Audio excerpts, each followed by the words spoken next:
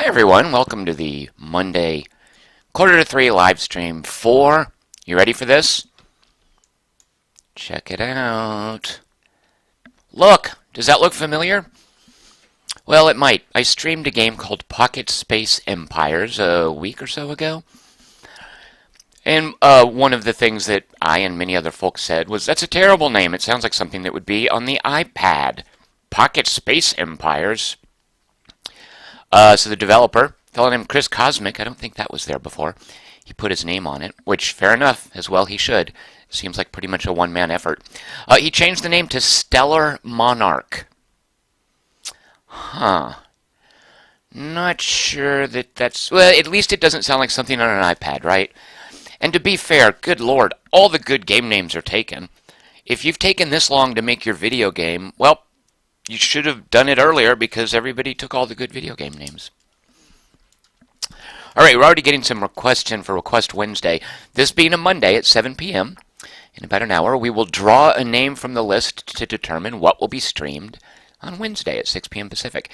Jeff Pinard's voting for Roller Coaster Tycoon World. Let me just write this down here. JPin RCTW. Not Planet Coaster, not to be confused with Planet Coaster. Now, what I did before when I streamed Pocket Space Empires is I basically explained every screen, hit intern once, and then explained every other screen. And then 2 hours was up and I quit. Now we're going to actually play it. Because unlike, well, maybe some of you guys, did you guys see a crappy science fiction movie about empires this past weekend? Because I sure did. And I need to get the taste of that silly thing out of my mouth. So I'm going to play Stellar Monarch. And I'm going to have my own epic space tale, yarn. Space opera. Opera. Yeah, we're going to have a space opera here. All right, let's see. Oh, Bangarang 2003 is voting for Epic Manager. We'll just put Bang 2003. Epic Manager being a manager game. But you're managing, instead of a motorsports team or a American football team or a European football team, you're managing a party of adventurers. It's basically a strategy game, right? I'm being booed for calling it like it is about this weekend's movie. Which I haven't said what the movie is, so I'm technically not spoiling anything. All right, we're going to leave the difficulty default at the default at 4. We're going to leave it at normal. We're not doing any of these unrecommended options here. We're going to create our own empire because I want to see what he did with this list. Apparently nothing. One of the odd things, you can be a sociologist, so all your tech levels in sociology between 1 and 3, they're researched. However, there's no similar option for the other, I think, 4 tech branches, which makes no sense to me. I kind of also am thinking of just, take the prestige, because that's your score. Left Empty says I need to turn some music on. Alex Chapman wants to know why the girl is poking the capsule with the stick. Colton Westrate voting for Windworld. Windward. Colton Westrate, is that open world pirate game? It must be, because you're referencing it in connection to Pirates of the Caribbean. Jeff Pinard, presumably referring to some science fiction movie that I'm mentioning, says, it was awesome. He went with nieces and nephew and wife and sister. Was amazing, is his review. That could go on the poster. So let's see. I actually do want some of these. Yeah, I'm going to take that. Charismatic, I do like that. I can deal with that. I don't want the corruption. The tax bonus, I don't really feel like I need it. Army morale, no. I do think I want the researcher thing, though. We have 5 more points. Do we take it on a prestige gift certificate? Diplomacy bonus, nah, I don't really care about it. Communications range, I actually will take that. And you know what? I have an extra point. I think this thing just costs you money. Reduces the negative effect of the event. Instead of 20 turns, the stability drop is for every 10 turns when I'm poisoned. Well, yeah, basically halves this significance of it. Start with 10,000 space bucks. Yeah, you know what? Might as well. So it doesn't. I wish that we had fewer points or more choices, or that it translated into less prestige. I feel like that's a little bit off. What is advanced customization? Oh yeah, we don't care about any of this. We're leaving all that at normal. Here we go. We are cloning a new emperor. Meta Baron voting for Tharsis, changing his vote from We Happy Few to Tharsis. A game about getting a bunch of dice to Mars. Tharsis has been patched several times since I've played. Pat Bateman voting for JA2 1.13, which is Jagged Alliance 2. We already have a couple of votes for that. JA2 mod 1.13. It's a mod, right, Pat Bateman? Left Empty. Now there's a vote. Left Empty voting for Imperialism 2. I wonder if that would have an issue streaming. I don't think so. Imperialism 2.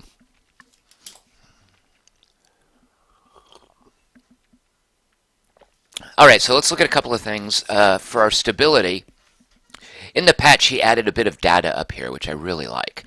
For instance, this happiness value of 92, it used to just be, do you have a happy face or a frowny face or sort of a midline face? But now you get the number. You also get to see the rebels as they're building up power. Stupid rebels. As they're building up power and wearing their World War II era GI helmets, and just deciding to assassinate people long after it's relevant, and also having tepid speeches delivered to them by dull characters, their power gets to 100%, and when it reaches that, they rebel, and you have to fight a bunch of them. Pony Carnival votes for Jagged Alliance 1, which presumably without even a mod applied. Pony Carnival JA1.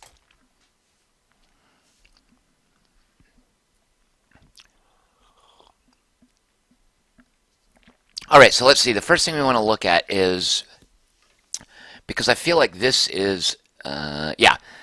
If these numbers were super out of sort, I was going to restart. Because starting with a negative stability is painful. You basically want all your factions to have about 20%. We have 8 political points we can mess around with. Let's see, so we want to strengthen the Warlords faction. And we can afford to ding the gene technologists and the traditionalists. We also want our competence raised. Here's a competent character. What's she doing down there? He is competent enough that we are going to promote him.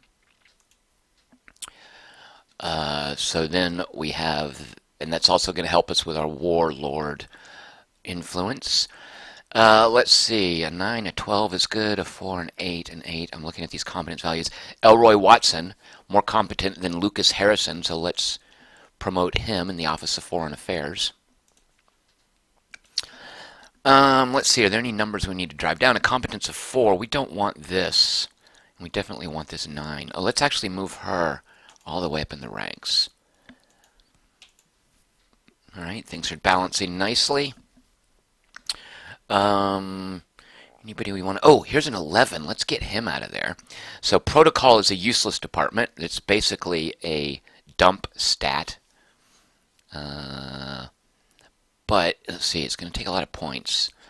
If we move him over 1, 2, 3, we have 4 points left. And then up 1 into justice. So yeah, we're going to do that. So, courtier is going to go to foreign affairs, internal affairs, and then justice. Foreign affairs, internal affairs, and justice, and then we're going to promote him within justice. There. We're out of our points. This is how things are balancing out. If we look at our different departments, these are the bonuses. There are none that are red, which means that nothing is more skewed towards bad events. Alright, so there we go. If that had been a weird balance, I would have definitely started the game over, because I think it's a tough... It's like starting on a bad map. Jeff Pinard said that if his niece, who apparently went to see some silly science fiction movie this weekend, had listened to my podcast, she would, quote, beat my ass. A lot of rage in her. A lot of rage.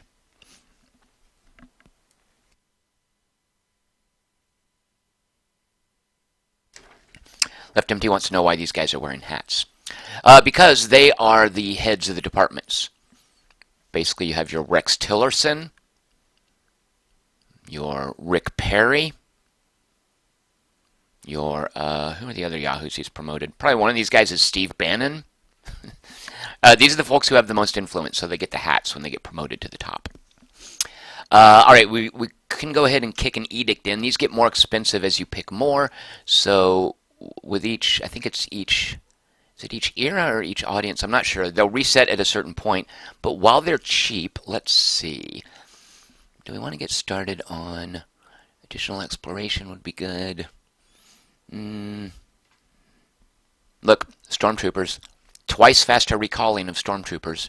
Stormtroopers are used to invade planets. When you occupy a planet, here's your stormtroopers up here. This number gets used up. Here's a bonus to planet loyalty, which looks good. A research bonus would be nice. Let's start with the research bonus. And we are going to spend 1,000 credits to get another edict passed. Let's see, governor starting with extra competence, governor starting with less corruption. Actually, we want to do that because we're going to start getting a bunch of new governors as we claim new planets. So let's take governors with more competence. And that's going to cost us 1,000. All right. Yeah, the niece who's going to, quote, beat my ass is 12. That's okay. It's the effect that bad movies have on children. It makes them violent. Okay, these are the guys near me, which, yeah, all this is consistent when you normally play. Victory, all that's consistent. All right, we need to go through and just queue up research. So he's working on, the patch notes for a recent patch say he's working on a different display for this. Oh, these are new buttons, which would be helpful, because right now there's a whole lot of information tucked back here. And all I'm going to do is just queue up the first 8 texts in each area. I'm guessing you guys can't hear the sound from the game, because it looks like it's not piping into the streaming software, but it's still coming through my speakers. I'll make the bleep bloop noises for you guys. Bleep, bleep, blop, bloop, bloop, bloop, bleep, bloop. There, that's what you're missing out on. Beep, beep, beep. Boop, bop, boop, bleep, bop. There we go. And, oh yeah, see, because I'm a sociologist. Now, you can't do this in the other areas of science. I don't know why that is. That's really weird to me. And we are going to emphasize one science. Let's look for one that gives us a research bonus, because we'll start booming up our research. Not there. Electronics, scanners, here's Electro Scholar. Okay, so we're going to boost electronics. Let me just look real quick. No, nothing there. We need to worry about energy has an early research, I think. No, it has an early complete. Theory does nothing because it's theory, but you have to get it out of the way to progress further. Here's theory. Oh, another theory. Oh, but that theory is useful. All right, we're just going to push electronics, I believe. No. Yeah, electronics until we get to the Electro Scholar, whatever. That'll be our primary. We won't set a secondary. So a lot of points being funneled here. Here are the things that we are researching. We're going to not mess with tax rate. Okay, here, let's see. Left Empty wants to know if the ranking in he says age cement, but I think he means advancement, if it matters in terms of stats. No, your court, the stats are consistent, and the higher they are in this level, like if I right-click here, you will see because she's at level this row in Department of Justice, her influence is multiplied 5 times to determine the influence of her faction. Whereas his influence, because he's the second rank in the Department of Justice, is tripled. And underneath him, the Department of Justice influence for her faction, which is the gene technologists, is just doubled. So the higher they are, the more impact their influence has, the more impact their competence and corrupt. Well, is that true?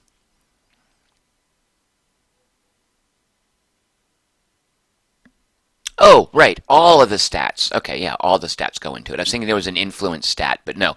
Competence, loyalty, and corruption are all multiplied by 5 in terms of determining both my overall competence and loyalty and all of the stats for this.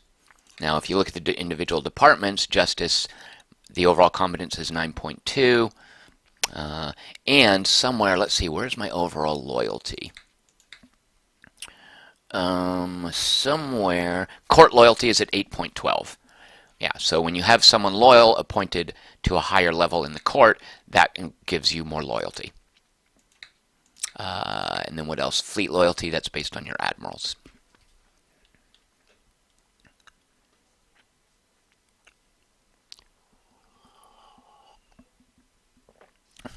Beach Sprout voted for Windward.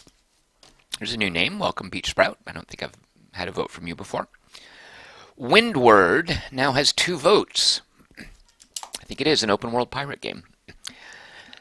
Matthew Mangy wants to know what game this is. Hazy Silhouette incorrectly told him it's Pocket Space Despot. No, Stellar Monarch.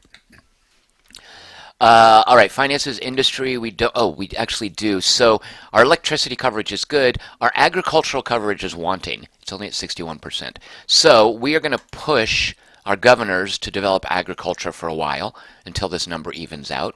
We got plenty of metal, but we're not building anything. Research is just a factor of how many planets and the population. Upkeep, we don't have to worry about that yet. All right, so fleets. One of the things that I realized, that there are many things I didn't realize when I first streamed this, that the fleets you start with have default behaviors, and they're named appropriately. Fleet 1 is your Imperial Armada. You're going to fly it around to fight. Fleet 2 is your little defense force that basically parks at Terra, which is right here in the middle of our empire. And there it is. Here's our defense force, and then here's the Imperial Armada, which starts at Terra. These 3 squadrons.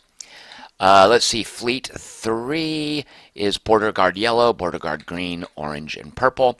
7 and 8 aren't developed at all. 9 is the... Oh, that's the Terra Honor Guard. Well, where's Fleet 2? Oh, okay, so they're already out and about. But 9 is our Honor Guard at Terra.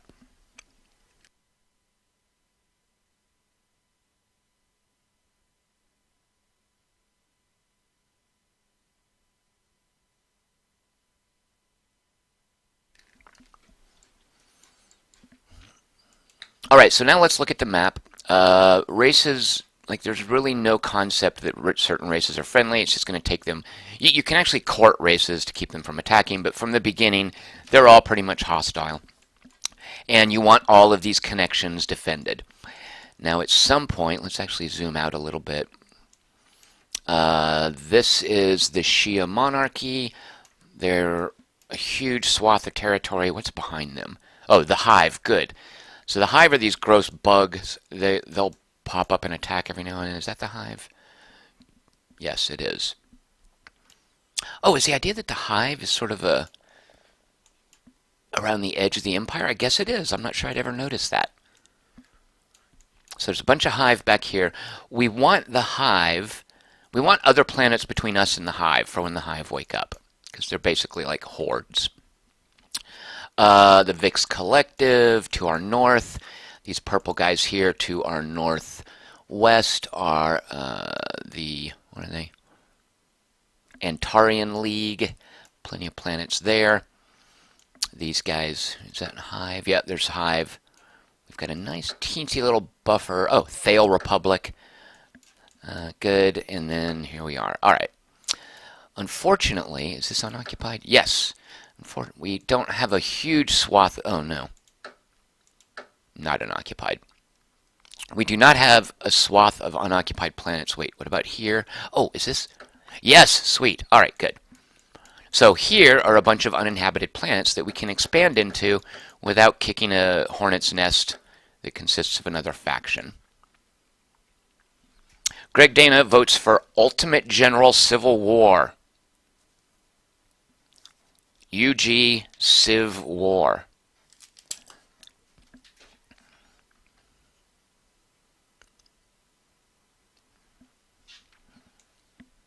So let's see, I'm being told that Windward goes on sale next week. He's going to buy a bunch of copies and set up a dedicated server. What? It's an online game? Ew, gross. All right, so let's. Oh, looky there. Huh. Hoth.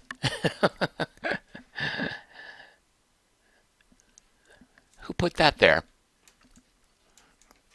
All right, so we're starting here. This is unoccupied. Dualdia. Oh, yeah, a whole bunch of unoccupied stuff. All right, so here's the area that we are going to start expanding into. To colonize a planet, you can see it's 2250 credits. Why does it cost that much? It's a one-time payment. Huh.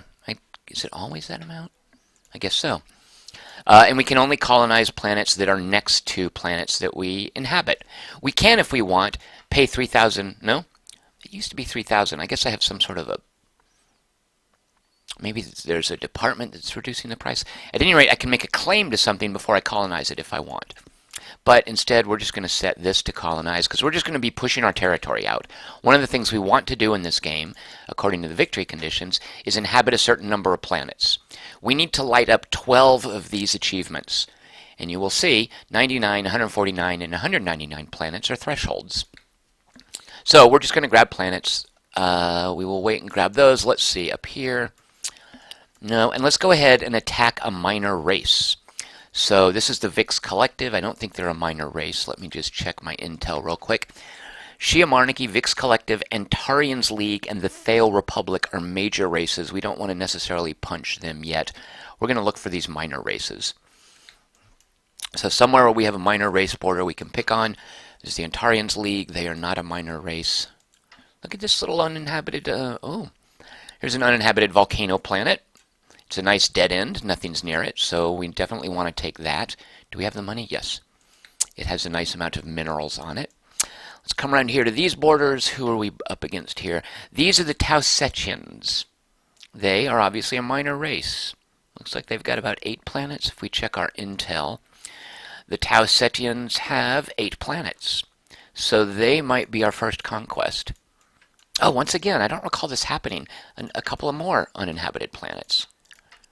Okay, we got lots of room to spread out here. Let's grab that. We don't want to break the bank yet. What race is this? The Shia Monarchy, they are not minor. The Thale Republic, also not minor. Erla is minor. Yeah, I think we will take the... Oh, now they have a pretty big fleet. Look at this, 170. Now, is this the number of ships, or is this the tonnage? Because I recall there's a setting. You can set it to show the number of ships or the tonnage. Let me check something real quick. Options, gameplay, show ship tonnage instead of number of ships. All right. So they could be fewer ships, but because in this stack I can see they have 2 battleships, there's going to be more tonnage there.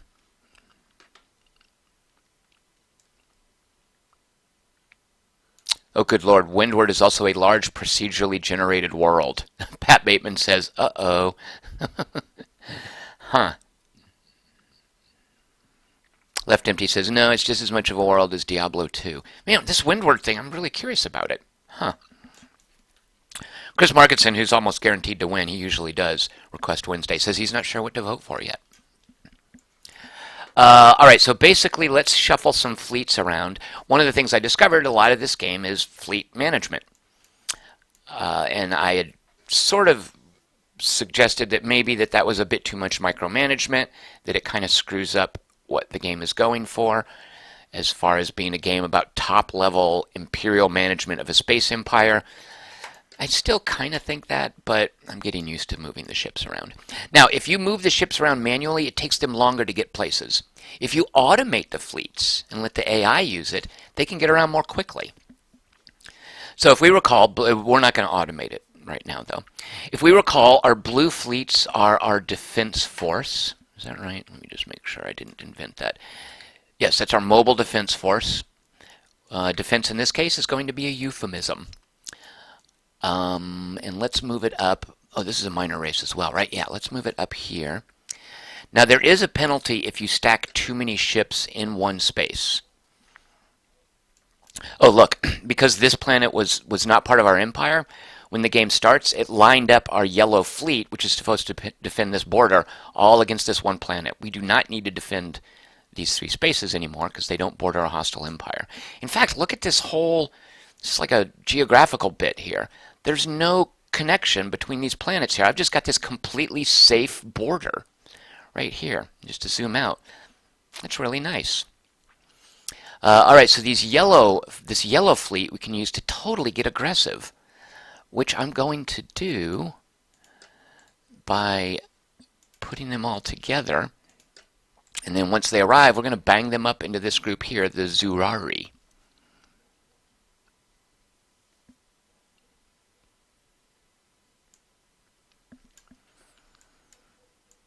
All right, where else? We want that to defend there.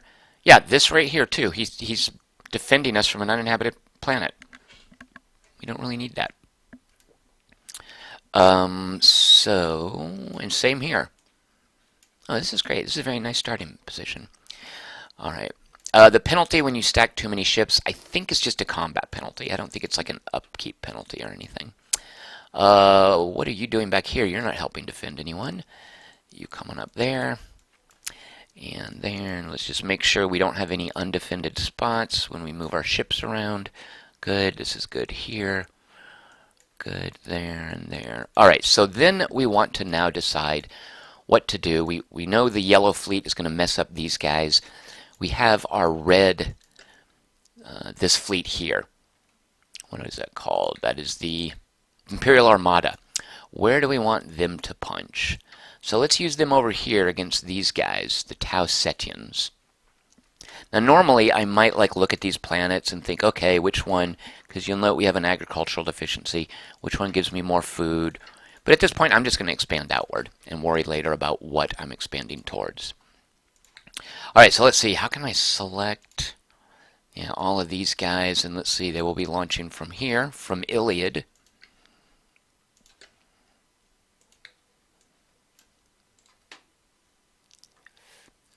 Try to zoom out so I can do this. So I don't know if you can see, there's a little 4 with an asterisk. That means in 4 turns a fleet is arriving there. That's how long it takes them to get here when I manually order them. If they were going automatically, they would be quicker. Whoops. All right, there. We're hitting end turn, and we're going to have our first, there's nothing, what is this, miscellaneous? Oh yeah, it's just saying, hi, new emperor. This is our little welcoming email. Hitting end turn, now we're going to have an audience.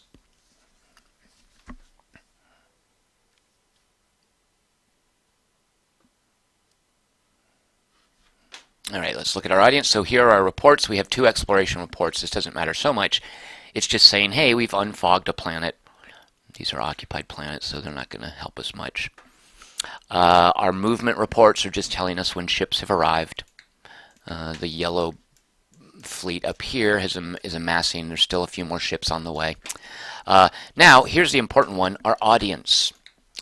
All right, this is our choice and consequence story stuff here. Also our storyline things. Tip of the day, I bet you dollars to donuts, I already know it. If an Imperial planet is constantly under attack, consider the subsidy. Consider paying for defense. All right, I know this. Let's go to the next one. Here's a storyline. It's the basic, this is always going to happen, I believe, at least in this setup. This is the extra dimensional threat. We can just allow the storyline to proceed normally, or we can spend 1,000 space bucks to speed it up. What is my balance? Positive 1,500 credits, basically. Sure, we'll play to speed it up. Now the next storyline, I think, is our assassination. Yeah, do we want to, in the assassination, inform the Council of Royal Genetics, progress the storyline faster, but the Council of Royal Genetics is involved. Apparently there's some drawback there that I don't know yet, or investigate on our own. I'm going to investigate on my own. You know what? No, fine. Since I don't know what it does, I might as well invoke it. Alright, the assassin was caught, which is good. Normally if we get killed, you take a prestige hit. Our prestige is 15. Or you can pay a bunch of money to clone yourself more quickly. Alright, now we're getting into... Oh, no, this always happens. We decide which faction we want to support. to add loyalty. So whichever faction we support, the other one is all butthurt and they lose loyalty. So we can support the economists or the warlords. Let's look at our court real quick. The economists have 20% influence. The world. I wonder if it's always the bottom two factions. All right, so which one do we want to take a loyalty hit? Oh, I don't know. These guys have the least influence, so we don't care if they lose loyalty, right? So let's support the economists. Besides, in the early stages, war is just basically rolling a big fleet over stuff. We're not having to worry too much about fleet management.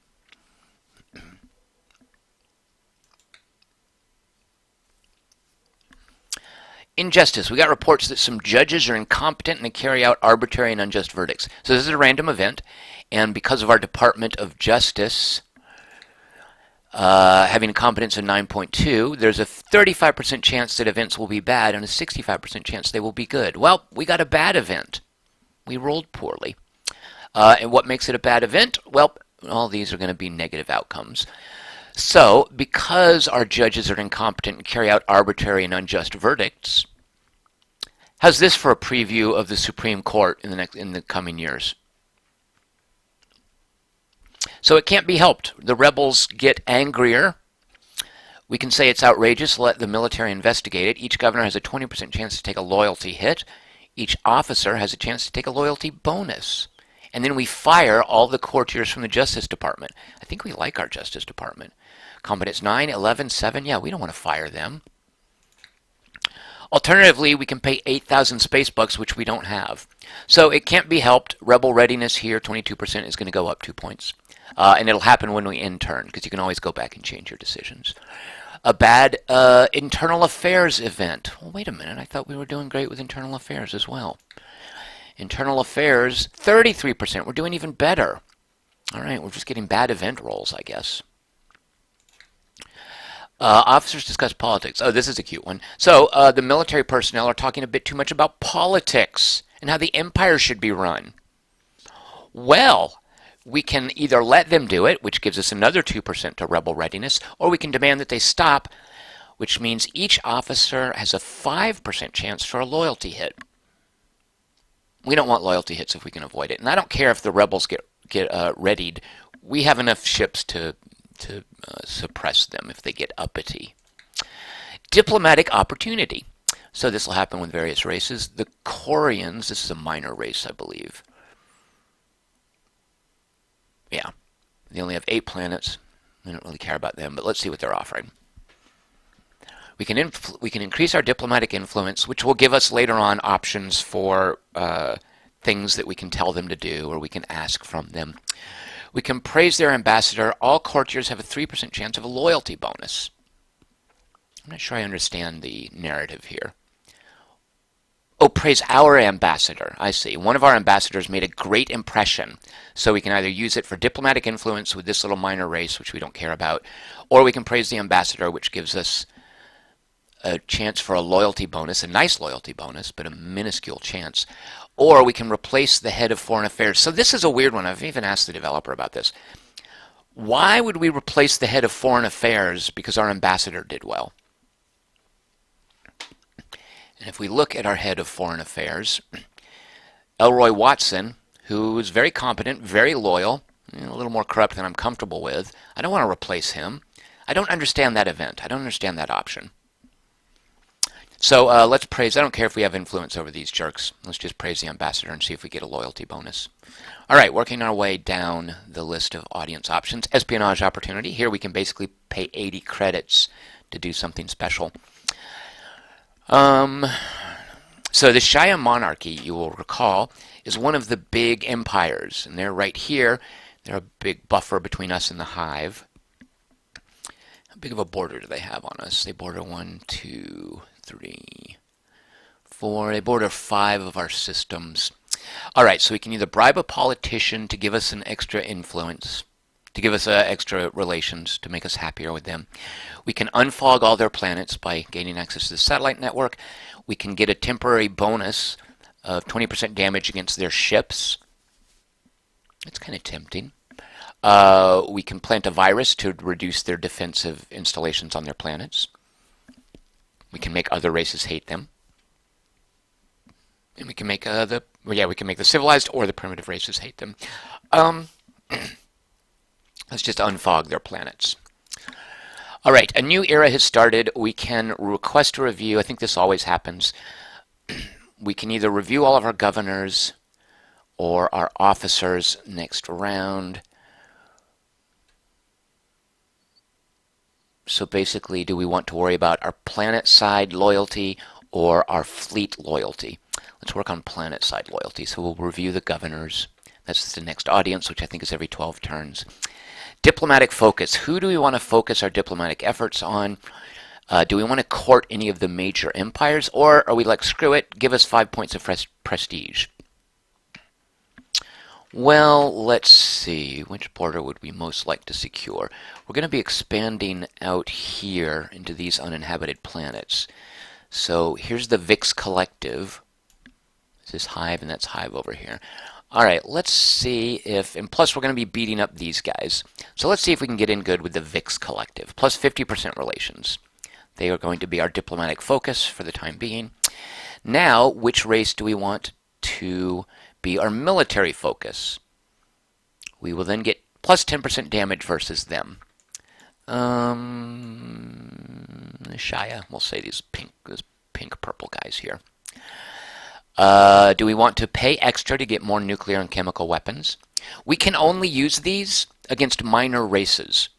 So a nuke just scours the planet of all the population. A chemical weapon destroys half of its defenses. You can't use these against the major empires, just the minor races. So there's no hurry to make a bunch of extra ones. So we're just going to leave it at the default production level. We're not funneling money into more production.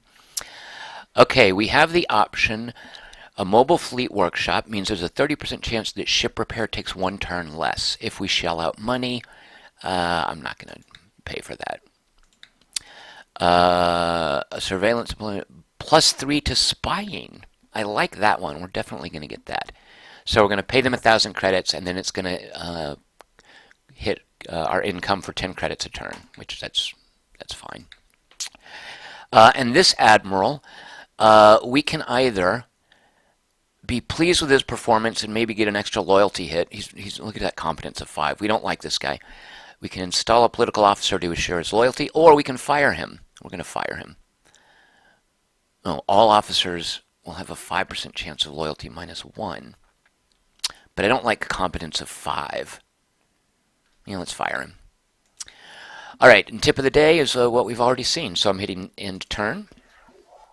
We'll have another audience in 11 turns. Let's see. Let me make sure I'm not missing anything in the chat channel.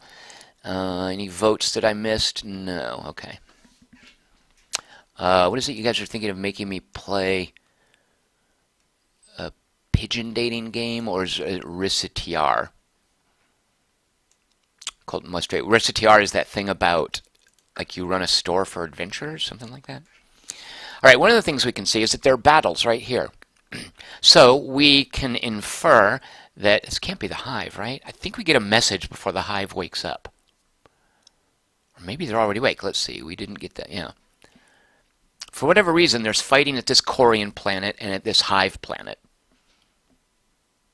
Don't know why. And then down here, there's fighting.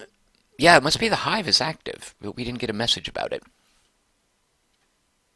Oh, no, it looks like they're attacking hive planets. Good, I like that. A little Bush Doctrine action against the hive. You will note we have unfogged the Shia monarchy. Shah, excuse me, they're not Muslims. We have unfogged the Shah monarchy. We now see all their fleets. Now, there's a weird thing that I don't know what to make of this. If we look at the different empires, so you'll see a major race. One of the things about a major race, if we look at it, where do we see that? So somewhere there's something where it says a major race has a unified fleet. Is that gone? That used to be there. I'm pretty sure that... Huh, well, I guess that's gone. Is it a minor race thing? Well, I guess it's gone because obviously it was never true, because you'll see they have fleets spread around. So we can see where their fleets are. Do we get information about their planets as well? We do not. All right, fair enough. I guess we see these planets.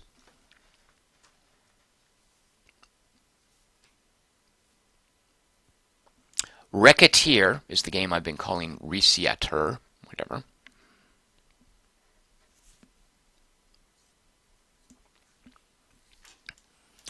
All right, exploration. We've unfogged a couple of planets. That one's occupied by the Tau Setians and the Sicorians. All right, those are minor race planets.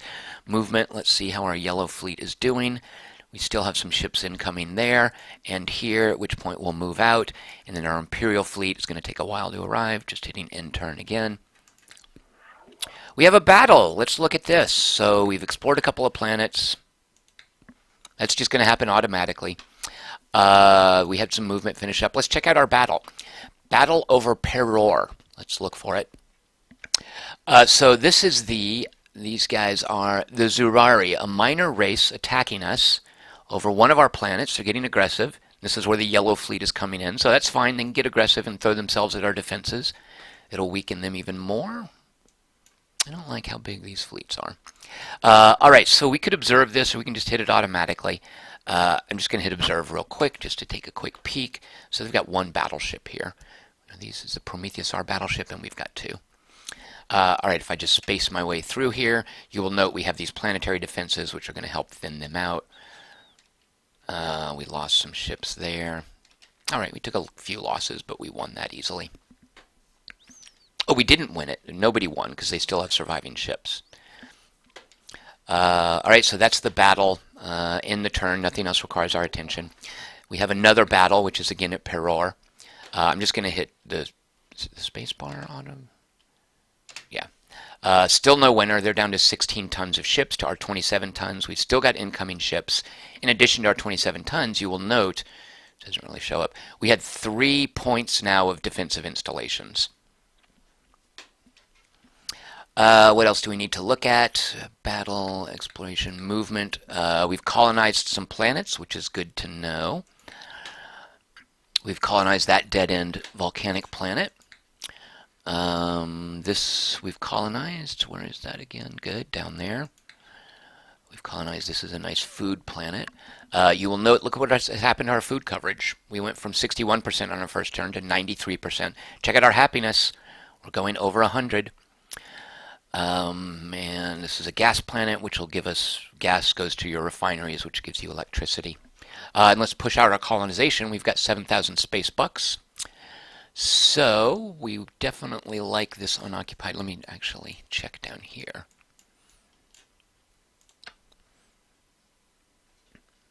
Yeah, let's push out here. Okay, and here we'll also go ahead and move this fleet out. Now, is there a way? How can I select multiple fleets? I feel like maybe I can't. If I right-click, everybody moves, which actually we will do. So let's move this entire group, 344 tons of pure spaceship.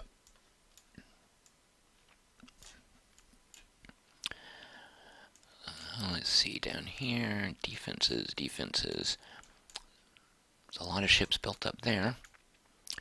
The green border, yeah, you guys can spread out down here. So you go there,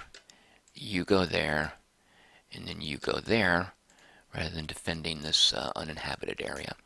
All right, let's colonize here, and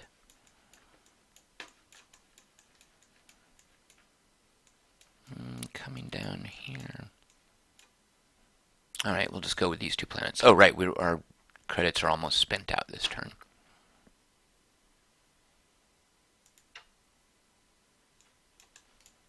All right, so we're good there. The battle is, nobody has won, but we've got more incoming ships. We're fine. Ending turn.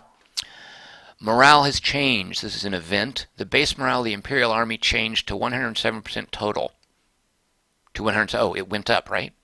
Well, the beginning of the morale tends to be high. Over time, it tends to get lower.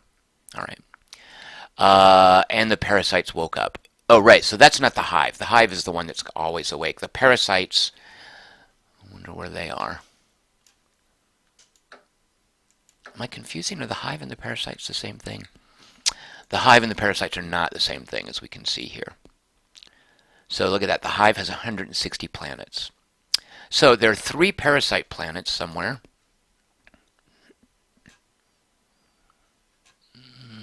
And they are green, I presume. There they are. All right, well, they fortunately don't border us yet, but they do have an open path to us. Maybe they'll keep fighting these guys. Here's the parasite capital. I don't think we need to worry too much about them yet. Chris Markinson voting for Chaos Reborn. That is the second vote, actually, for Chaos Reborn this week. So that means it has a 100% chance of getting picked.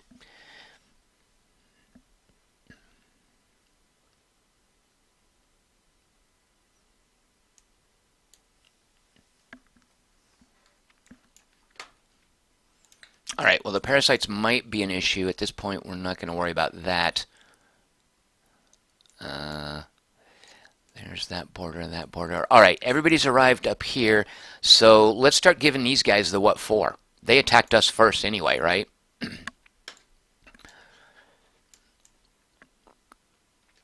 Yeah, we'll finish off their fleet at Peror next turn easily, and then we'll move up here to Buret, or if it's French, Buret.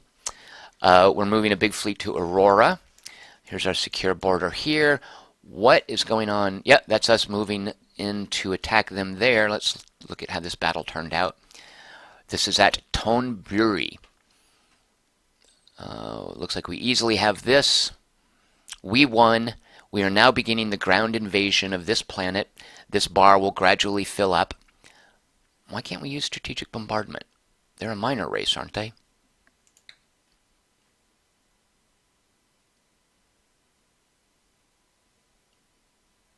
Oh, I'm confusing minor races and civilized races. So even these minor races are civilized. You can only use strategic bombardment against parasites in the hive and the annihilators when they arrive. These are the extra dimensional guys, I believe. That makes no sense. I want to nuke civilized races. All right, well, I guess I can't.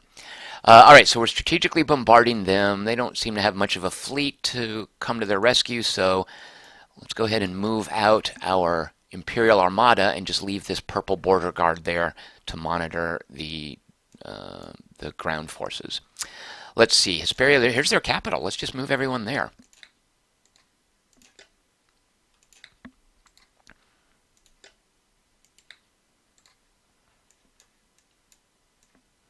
And I guess let's come... Now we're going to keep defending this border here against this little connection. All right, what else do we have to worry about? Hopefully no one will attack us soon.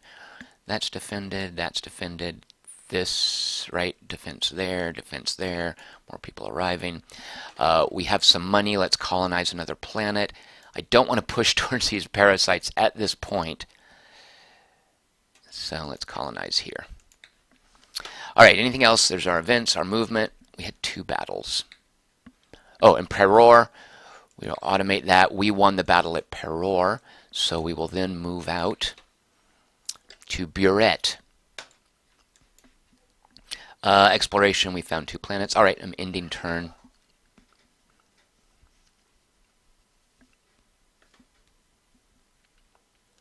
Chris Markinson says someone else voted for Chaos Reborn. Yes, Chris Markinson, we had... Who is the other vote for Chaos Reborn? Someone named Mutant voted on one of the comments sections. All right, what battles do we have? Lots of battles here. So let's look at Tonburi, which is where we are fighting these Tausetians. That's our ongoing invasion. We're at 40%. Our ground power is 106 to their 66. 53 of our stormtroopers are landing. This happens automatically. The number comes out of our 216 stormtroopers here. Their garrison of 66 regular dudes, they don't have a power multiplier, whereas our stormtroopers have a double power multiplier. So 53 times 2 is, of course, 106. Why do we have plus 5%? Well, I'll take it. It must be a morale thing. 66 times 1 is 66. So let's see, we will continue to invade them. What other battles do we want to look at? That was Tonburi. Let's look at Buret, where we moved forward against these guys. Here's quite the battle. Let's just look real quick. Look at all these ships, plus they have these planetary defenses. Actually, we don't have battleships. This doesn't look really good. They've got 2 battleships. Well, let's just see how it goes. You could see up here what just got killed. A bunch of their fighters and heavy fighters died. All right, you can see the casualties being applied up here. Good, I like it. I like it. I wish their battleships would die. All right. And it only goes 8 phases, I believe. Oh, there, look, we killed all their ships. And all but 4 of their planetary installations. Now, part of that is because if we were to look at the individual designs, their ships probably suck. If we look at their destroyer has 22 hit points. How many does our destroyer have? Oh, we had 8 battleships. How did I miss that? I thought they were arranged from weakest to strongest down here, but they go here from weakest outwards to strongest. Yeah, we had 8 battleships, so that explains it. Our Lance of Faerie, that's the name of our battleship, against their Saladin. I like the name of their battleship better than ours. And look at this. We could look at these combat logs for each phase. Oh, can I not move back phases? I guess I can't. Anyway, very much like Conquest of Elysium or Dominions. All right, so we won that battle. How do I get out of here? We also have a battle over Aurora, which is where we moved up on sort of our right flank against these guys, the Zurari. I think we will handily, we've got 212 tons to their 155 tons. I'm just going to hit auto. Nobody won, but now we've got 155 to their 81.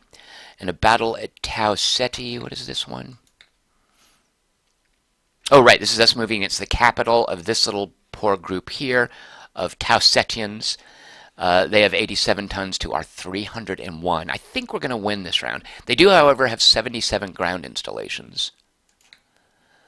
We won. Yeah, so we're going to start ground invasion of their capital shortly. That's all the reports we need to look at. I'm ending turn.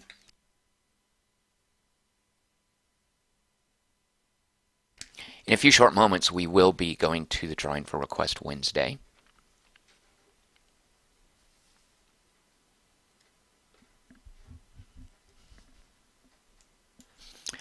All right, we have here one research message. Good. We have researched basic scanners from electronics. And if you recall, what we're trying to do in electronics is get down here to the Electro Scholar. We're just going to boom up our research bonuses. So that'll happen. It needs another 600 points to get us tactical coordination. We are researching 156 per turn, and another 600 for the Cyber Brain. All right, so thank you for that message. Exploration, we've unfogged a couple of planets, one belonging to the Vix Collective, one belonging to the Shah Monarchy. Let's real quick look at their fleets. Are they amassing on our border or anything? They still have plenty of guys out here. Oh, look, they're fighting back here, the Hive. Good. Yep, keep them busy there. All this fighting up here, this is the parasites, obviously, which is good because rather than coming down this way, they are being kept busy with the Narwogs. Oh, and also the Corians. They're both minor races, unfortunately. Oh, wow, they're kicking their butts. Where is going on here? This looks like the Corians fighting the Hive. So the Corians, these poor little fellows, have their hands full with parasites and Hive. I don't think they're long for this world. Our ground combat, if we go here on Tau Ceti, their capital, why don't we have a little bar going up? I guess we're waiting on our stormtroopers to arrive. Oh, I think you have to control...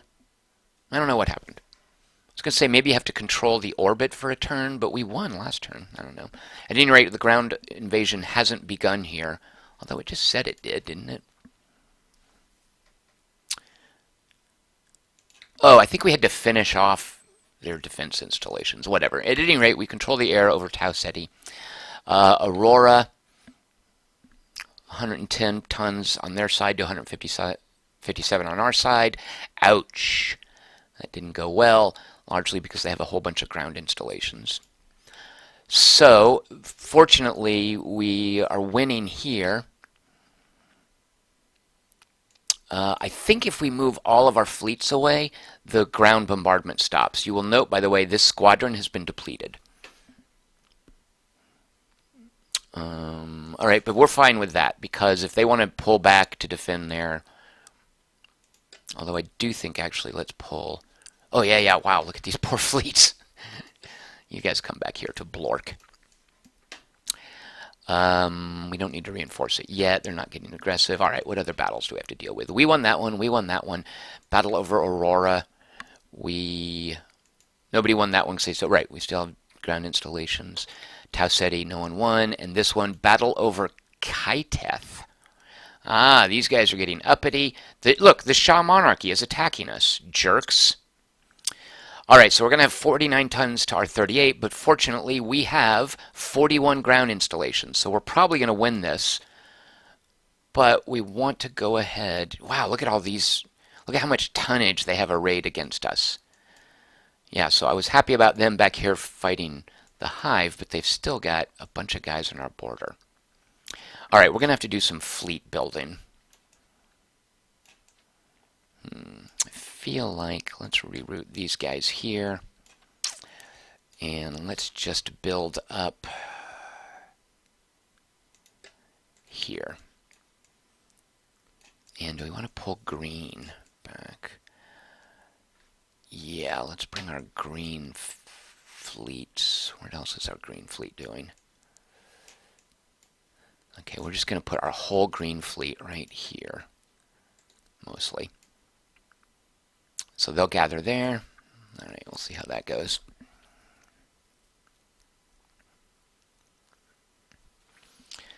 All right, so that's all the battles, right? Korath we won, because of course we have more ground installations. We've still got 38 tons of ships. They still have this big group here. What other alerts did we have this turn? Nothing.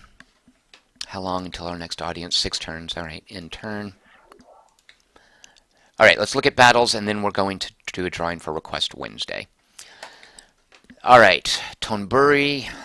This is still our ground. No, this is now our planet. Yeah, we won. So we can move forward. Look at this. Oh, that's our fleet. It scared me for a minute. They've got 130 ships here. All right, we're going to leave these guys. Oh, and 130 here. That's not good. Where'd they get all those ships? Oh, and I meant to build up my fleets. You know what? I'm going to do that real quick. All right, here is our, let's add a few squadrons to our Imperial Armada. Our defense forces, we're just going to add 1 squadron. Our yellow fleet has a bunch of squadrons. Man, they're huge. Green fleet. Now what'll happen is these guys will be created on our capital, and then we'll slowly move, we can move them out. Also, reinforcements are built first before new squadrons, I think. So basically our ship production is going to be busy with reinforcements since we're in the middle of fighting.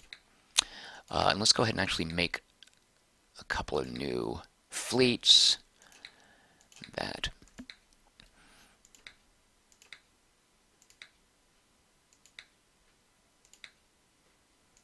Each of these will have 2 squadrons. All right, so we basically just queued up a metric ton of ships. And you'll note this is going to start hurting. Yeah, whereas we had a bunch of metal before, this is what our metal is used for. So we're not going to be having much metal there. All right, let's look at our battles and then do a drawing for Request Wednesday. Over Tonbura, that is now our planet. Buret, that is now ground invasion is in progress, 65%. Tau Ceti, ground invasion in progress, 5%. And Dualdia. What? What are these jerks? Oh, parasites, great. I wasn't looking and they came down here. Shoot a monkey, there's no one near there. Alright, you guys better not start getting aggressive on me. Let's pull this yellow fleet here. Now, fortunately, we probably have, what kind of ground defenses do we have? 20. All right. All right, it's going to take them 3 turns to get there. And look, they've got another 115 here. Oh, good. They're messing with these guys down here.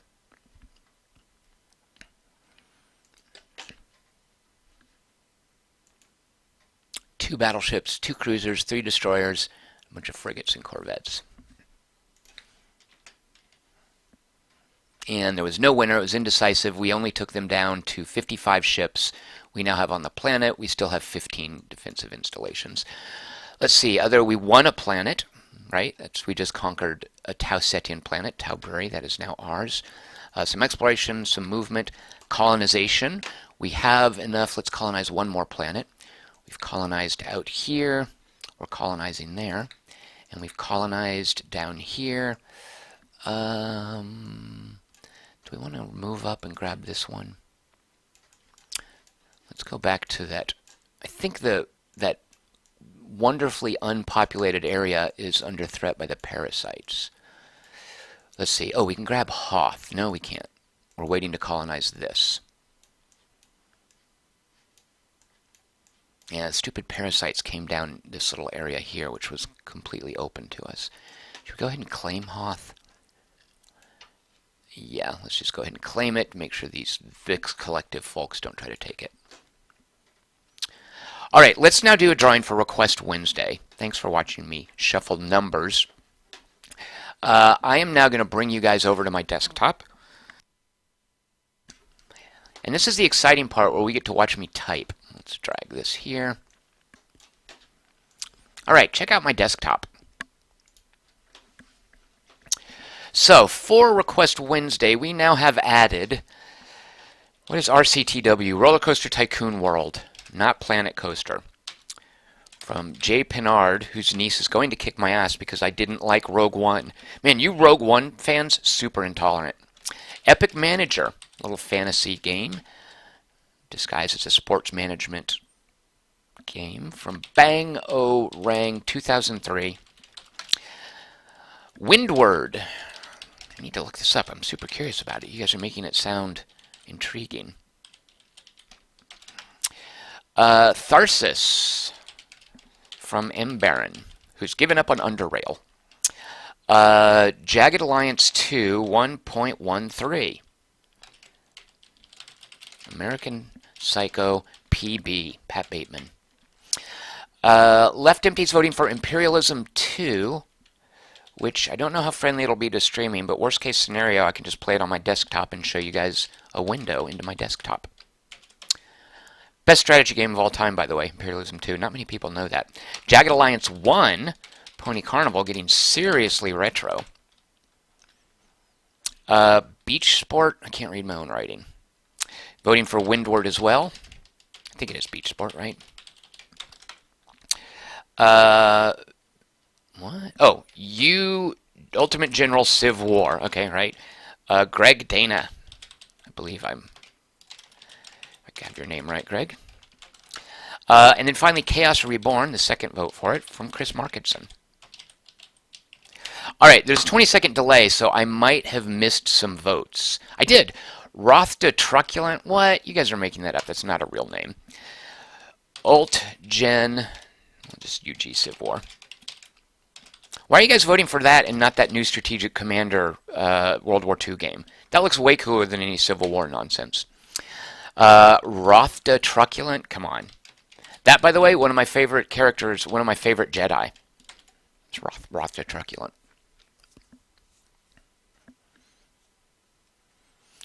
All right, so now before we do a drawing, because there is a 20-second delay, if I missed any votes, make sure to get those in. So vote for those now, and I will count down. And instead of counting down, by the way, I'm going to make a quick trip to the kitchen. And by the time I get back, if I missed any votes, make sure to get those in. Chris Markinson saying he bought that new Strategic World War II game. It looks really cool, doesn't it? And I know Jeff Pinard, who I don't know if he's still on the stream, is super evangelist for it. Like, he's really been talking it up and making me really want to play it, specifically because of the AI that he's talked about. Yeah, Market's saying the stupid AAR's got him all hyped up on it. Yeah. Yeah, there's Rothda Truculent. That is a real name. So nice to have my favorite Jedi. Unfortunately, he's a Jedi from the prequels. So, yeah. Rocket Monkey saying Sid Meier's Gettysburg killed all my interest in the Civil War and war games in general. Because you hated it so much, Rocket Monkey? Or because it was so good it eclipsed all the other ones? Oh, Jeff Pinard. Again, these people who like Rogue One, I'm telling you, they're super intolerant. So Jeff Pinard is saying the only reason he picked Roller Coaster Tycoon World is to punish me for not liking Rogue One. Man, those Rogue One fans, they're just twisted and hateful, really, is what it is. I mean, I would be too if I was saddled with a heroine like Jen Ganache, whatever her name was, Felicity Jones, we'll call her, instead of say Daisy Ridley. Yeah, that would fill me with hate, rage, and intolerance as well. So I should be sympathetic to those poor people. All right, I said I was going to make a trip to the kitchen. I lied. Let's go ahead and do the numbers. Here we have randomresult.com, everyone's favorite random number generator. We're going to have it. Can you guys see the window here? Let's see. Hold on. Let me adjust these. We're going to have it pick a number. Make sure you guys get the full view. Yeah, that's right, isn't it? Yeah, okay, here we go. Got a bit of a lag going on my desktop. Number between 1 and 20. It has to be distinct. We don't want any doubling. Ooh, no, 1 and 21. I don't want to make a mistake that I made last week. Last week I accidentally didn't get this right, so therefore Corky gets 2 votes. And you'll note not an error, because I promised him 2 votes because I accidentally left him out last week. Chris Markinson rightly pointing out, Tom is so mean. He doesn't like me picking on you Rogue One fans. All right, here we go. Numbers between 1 and 21. Ladies and gentlemen, tune in Wednesday at 6 p.m., at which point I will be streaming a game called Jagged Alliance 2 version 1.13, which I think is a mod, because you'll note when Corky voted, he was referencing it as a mod. So is it a patch? Is it a mod? Who knows? I'll find out. I'll do some research, figure out what I can figure out. I think this is the first time. I've been doing Request Wednesdays for a few months now. Let's see if we come all the way down here. Can we see when it started? July 19th, really? It seems like a long time. I was going to say just a few months, but almost a half a year. I think this is the first week that Chris Markinson hasn't won. I know, right? What are the odds? Okay, let's go back to some real science fiction action. None of that silly Garth Edwards stuff. I mean, really, if for Rogue One, if they had just watched my game and just like done just sort of transcribed the stuff that happened in my game, complete with the numbers, like if they just added all this math, it would have made for a way better story than the silly stuff that they actually shot, right? I think we can all agree on that, can't we? Pat Bateman is saying it is a fan-made patch / mod. Ew. Like, why does what's notable about it? I mean, well, I guess it's an old enough game that the fans and patch makers should know by now, like what things to tweak, and sort of it's been peer reviewed, right? I guess, like lots of people. Shouldn't it have a fancy name? All right, let's see. I am now going to make a quick trip to the kitchen and then come back and we'll see how our battles are going. This doesn't look promising. The Shah monarchy is going to be able to roll over our southern border if they want to. Hopefully they don't want to. Look at this. Look at the parasites going crazy. These are all battles. What I'm not sure about, this little yellow border inside a battle, I don't know what that means. On this display,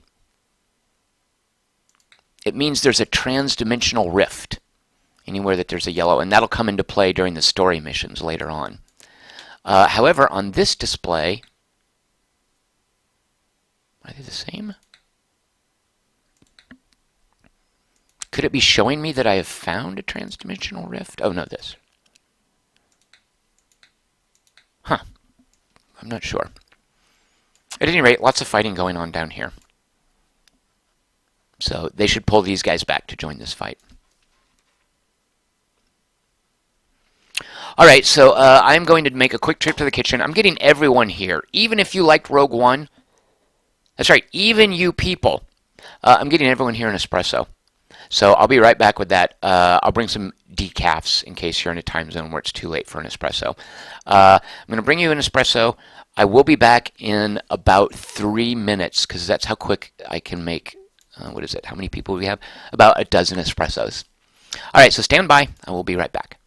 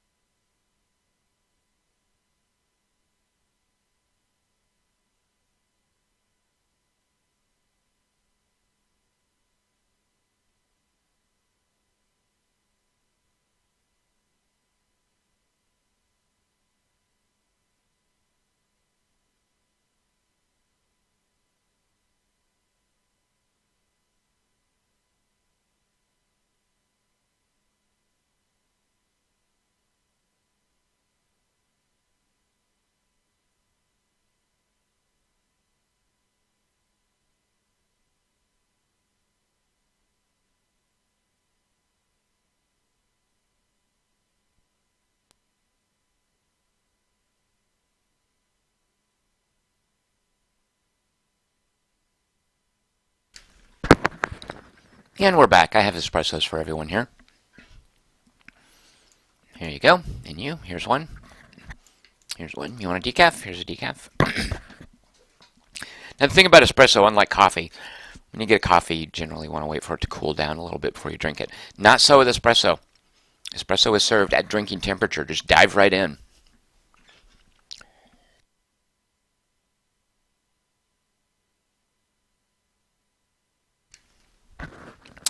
Okay, let's see. Oh, Watcher's having a wee dram of scotch in his espresso. Do people do that? That seems weird, Watcher. I know people do it with coffee. Yeah, I guess why not? If you put milk in your espresso, it's a latte. So if you put a little scotch in there, it's a hot toddy.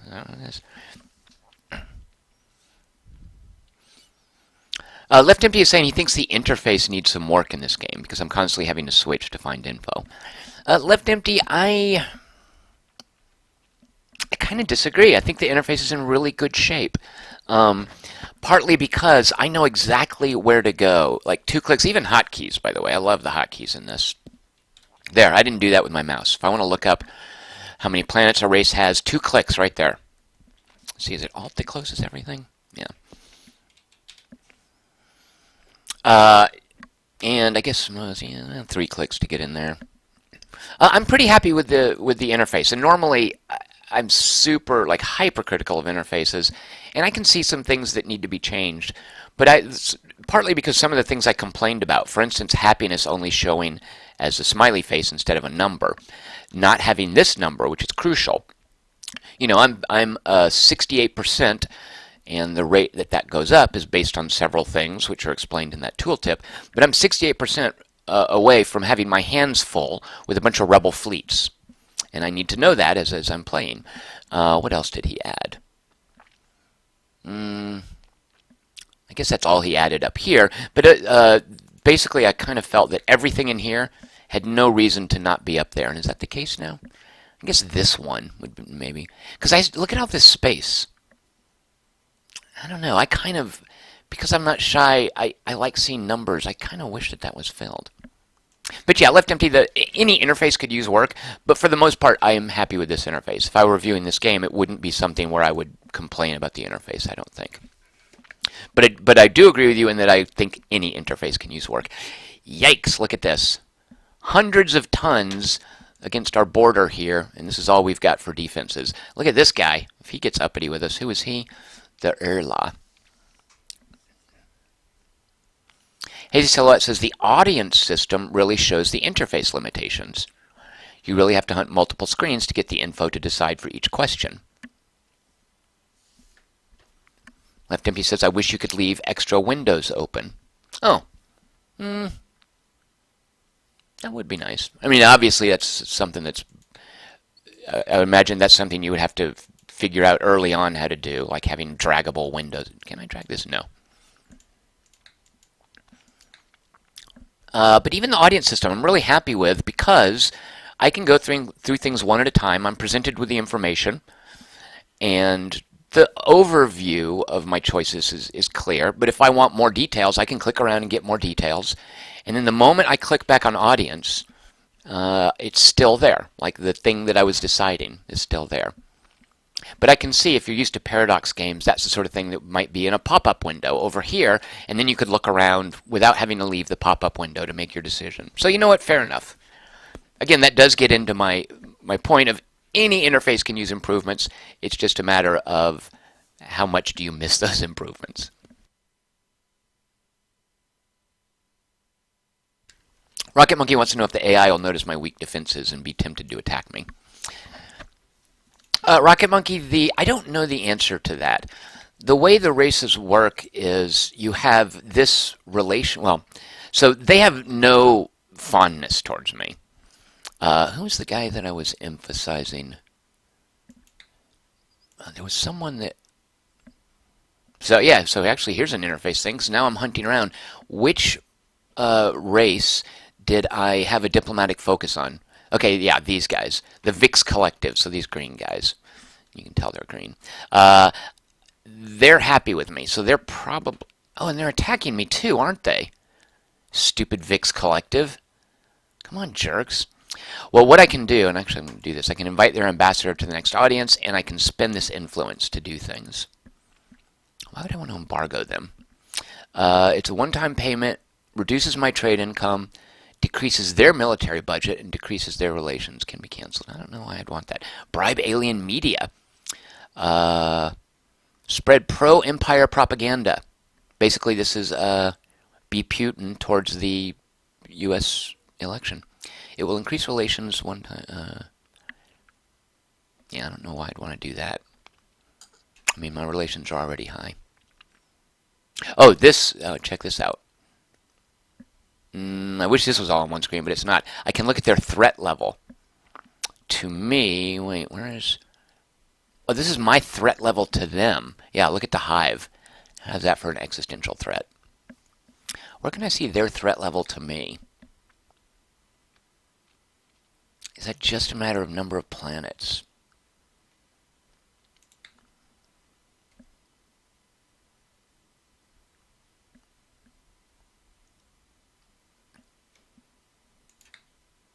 Aha! Wow, we have a lot of ships. Oh, this is nice. I can see all their bonuses. History. Oh, yeah, here's a little flavor text. I guess for my threat level, I'm supposed to look at their ship tonnage and the number of planets they have. How many planets do I have? 57 to their 49. Where can I see my ship tonnage total? I wonder if maybe I can't.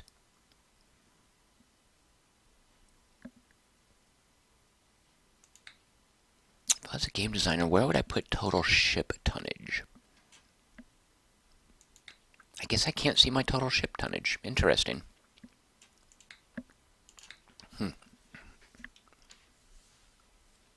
Left Empty wants to know if we're going to go back to playing this with a what would Donald Trump do approach. No, I'm actually playing this to do well. I actually care about my leadership position here. All right, did we resolve anything? List of all battles. We've won them. What was this one? Oh, yeah, no one won there. Yeah, I think I was just waiting to hit end turn, wasn't I? We won. Yeah, okay, I'm hitting end turn. All right, Tonebury, why are they... Oh, they're striking back. Here, we are occupying their capital. They sent 102 tons. Ooh, look at all the... Yeah. These guys have some kick in them. I don't know how I feel about that. Nobody won. Oh, look, we're totally thinning out the tonnage of their ships. Is it because our defenses... Oh, we have no defenses left on the planet. Let's see here. Right, that's just us.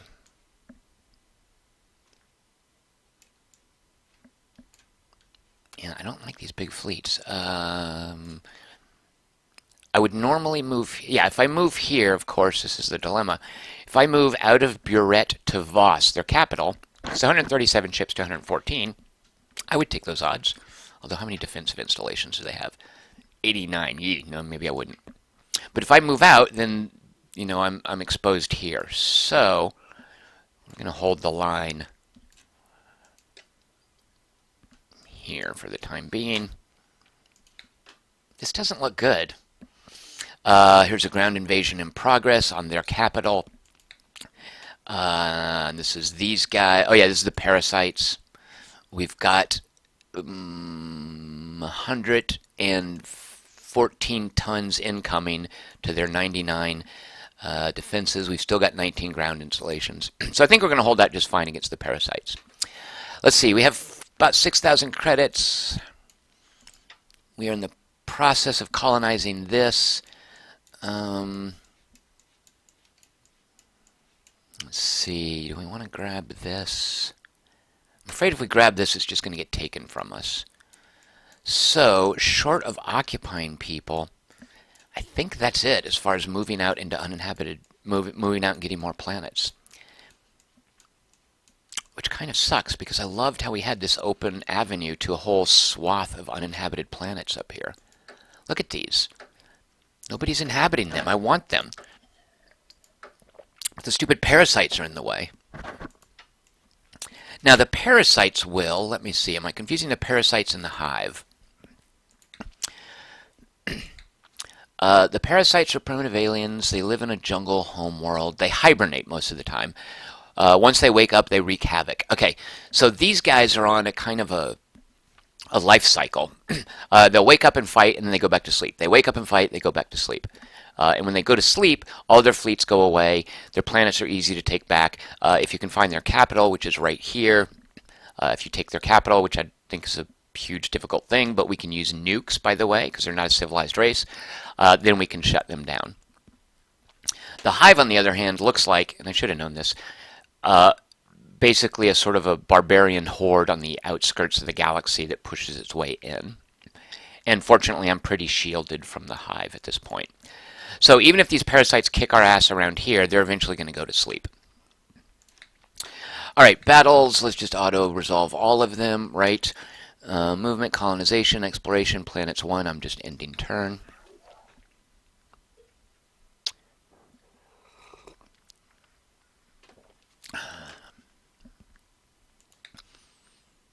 Here's us taking their capital. Why is...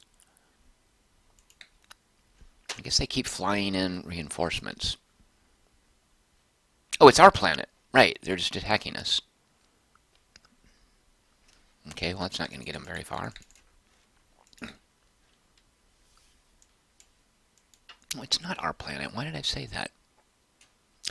Oh, okay, okay. So this big old empire symbol means who owns the planet. This right here means who's in charge of who's in orbit around it, which is me. There's no tooltip to show me that. All right, other battles. Okay, so these are ground invasions. Yikes, this is the parasite attack. This is not going to go well. They've won, and look how quickly their ground invasion is progressing. So they're going to take this planet from us, which is 40 million people, which sucks. Out of our... no, that's... yeah, 40 million. Wait, what's our total population?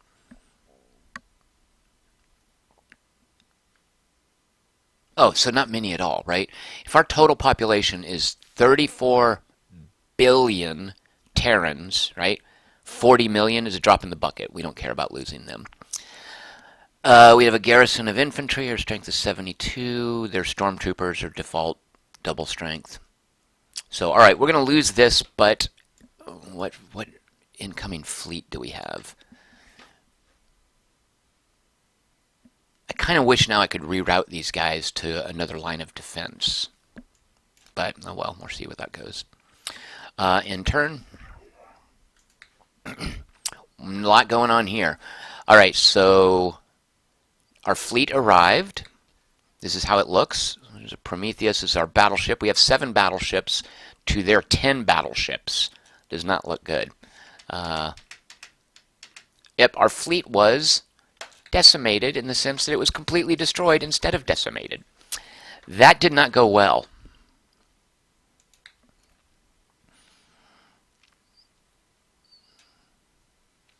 All right, that's us slowly occupying their planet. They are taking back Tonbura.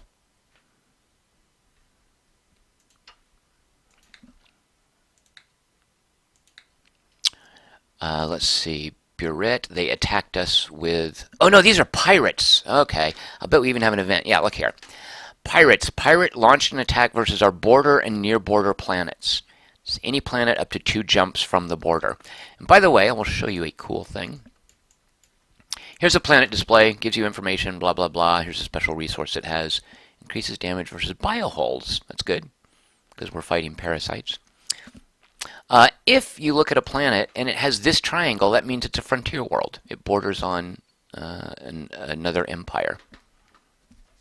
So the pirates will, I think as per the event message, 2 jumps from the border, so they can attack within 2 jumps. And they only attack civilized planets. Well, they're not going to help us against the parasites. So we have a bunch of pirate battles. Here's a pirate, and the pirate battles are generally no big deal. They tend to be light attacks, like even here. If we go to Calypso, there's a fleet of 12. I have no defenses in Calypso, no defensive fleets, but I do have 49 planetary installations. So if we look at this battle on Calypso, and if we auto-resolve it, yeah, it's pretty much done. It might take a while, but there went most of their ships, and I've still got 49 planetary defenses. So the pirates are basically just a nuisance. So here's a fleet of 20 against 31 ground installations. All right, it'll take us a while to trim them down.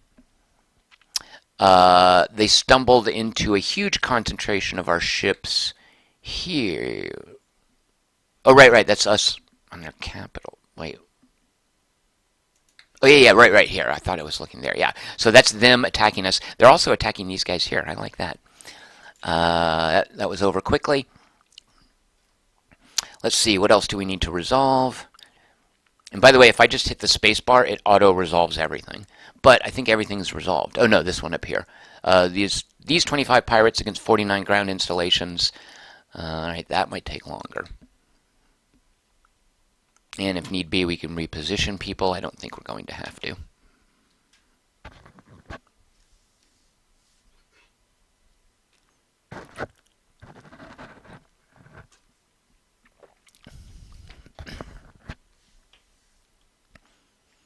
Left Empty is pointing out, he looked it up, if you have 250 tons per fleet.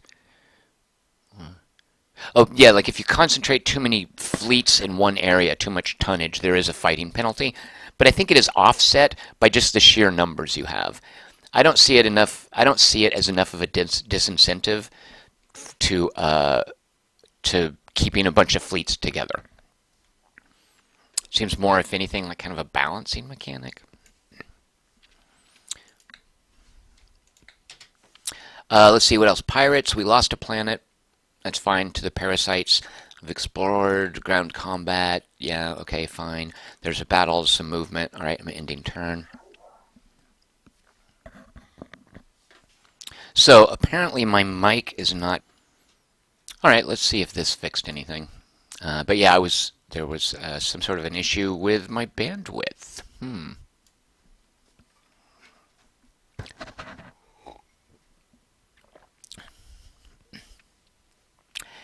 And I am still getting the warning. I'm not sure what that is.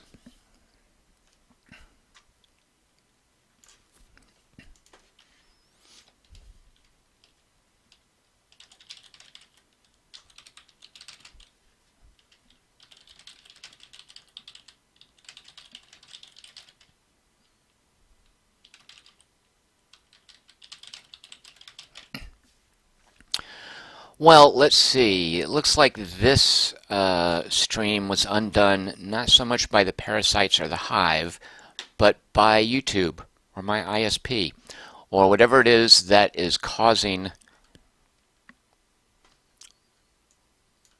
my YouTube is not receiving enough video. Well, that looks like something where I need to adjust my streaming software. The streaming software says it's not giving me any errors.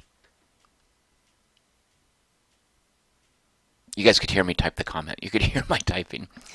Chris Markinson suggesting that maybe what's going on is the ISP is a rage-filled group of Rogue One fans. And they're therefore interrupting my connection. Could be.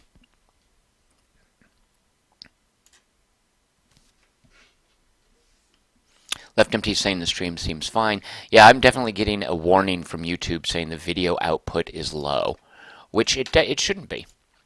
Yeah, this isn't a super intensive game, video-wise. Let's see, is there that? I did change, because there was an issue with, was it ShadowWire? I changed some sort of an encoding thing. Oh, good lord, I don't know. I'm not the guy to be troubleshooting this stuff. Encoding. I changed it to NVIDIA NVIDIA encoding from X264 encoding. That shouldn't make a difference. Although it now looks like the stream health is good, according to YouTube. So let's get back to some galactic conquest. List of battles. Oh dear. So more pirates here. Okay, we're thinning them out gradually. Here now, this is not good. So look here. These jerks, these parasites, have completely spread out. And look at this huge fleet. Parasite jerks, go back to sleep. Oh my gosh. Alright, let's just auto-resolve. At least they're these crappy, weak bioships, it looks like, and our ground defenses can more or less hold out. Some pirates over Calypso, almost gone. Pirates over Peror. Yeah, they'll be fine. A battle over Tau Ceti. Yeah, that's their plan. That's their capital. We're still trying to invade. And then a battle over Bresale. Oh, right, which is more parasites. Ground combat exploration planet lost. All right, do we want to? Yeah, we've got a nice amount of money, but really nowhere to start colonizing because of these jerks. And until we wipe out these guys, I don't want to start a war somewhere else. I really don't like the Shah monarchy having all this tonnage arrayed against us. All right, ending turn. We'll have an audience. Let's check these battles first. Let's just go through these parasite attacks. Yikes. That's bad news. Let's finish off these pirates at Calypso. All right.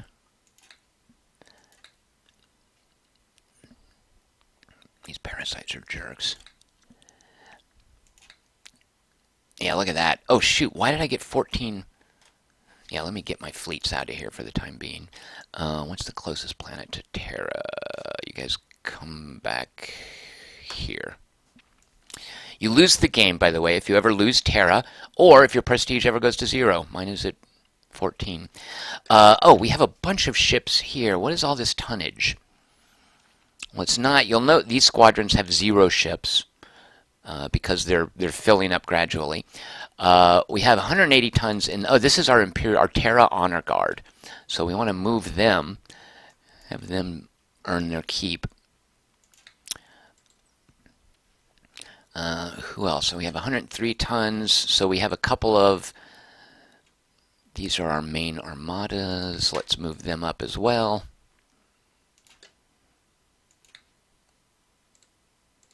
And then these other 25 tons. What is blue? Mobile Defense Force. They were fighting up. Where were they? Is this blue up here? It is. Let's move those guys up there. Oh, they're a new squadron that we built, that we added.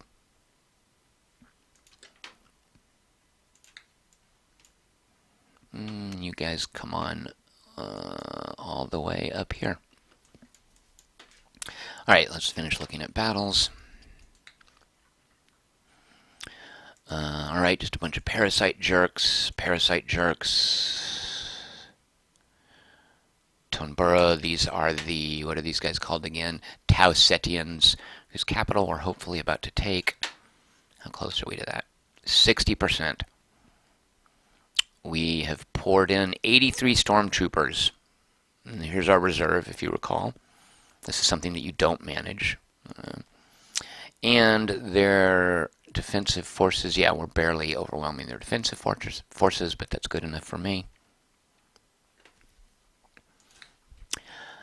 Other battles, this one here is more parasites. Alright, let's go look at our audience.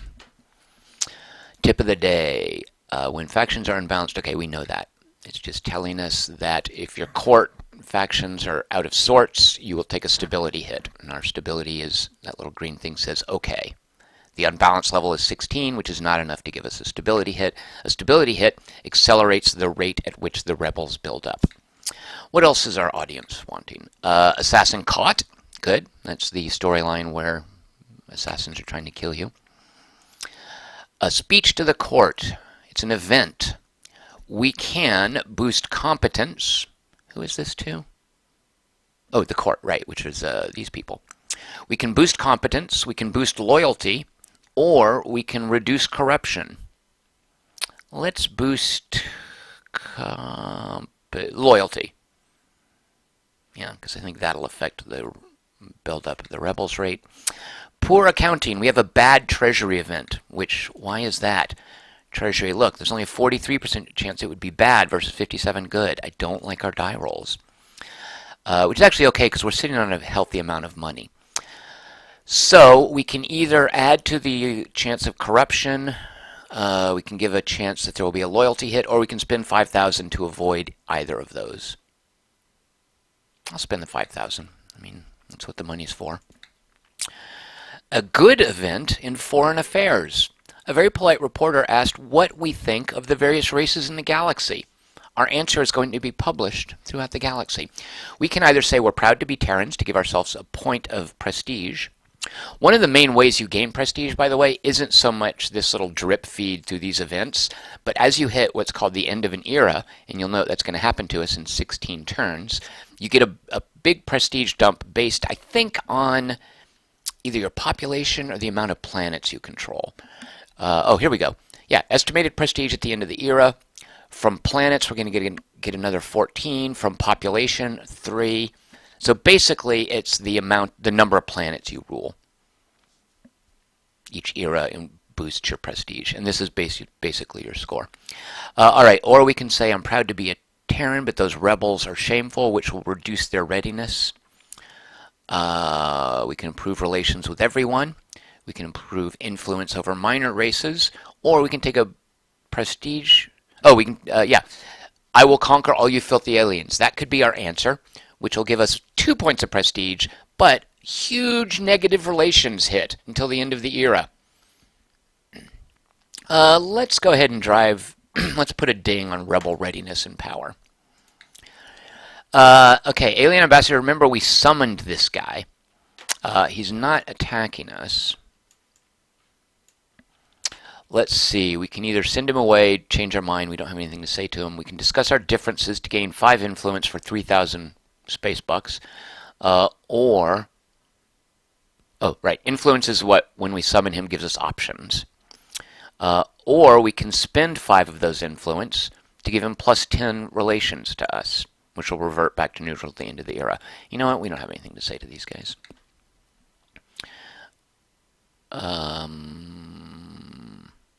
One of our ambassadors made a great impression during our banquet with those guys. If we praise our ambassador, we can get loyalty boosted, or we can just take 2 points of prestige. Look at that. Or, truce. Both sides won't be able to move military units versus each other, and it costs 5,000 credits. I almost want to pay for that. I do want to pay for that.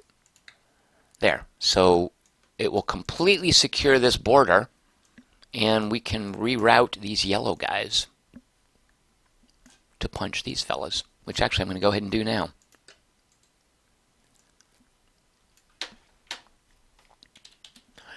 All right, what else is on the menu? Espionage opportunity against the Tau Setians, which are these little guys. No, wait. These little guys, Tau Setians. They are a minor race, right? I didn't, yeah. Bribe, okay, we can either improve relations, we can unfog their empire, which I don't care about. I'm going to unfog it by conquering it. We can get a damage bonus versus their ships. They don't seem to have much of a fleet left. Oh, no, they do. Look at this. I think we're going to take that one.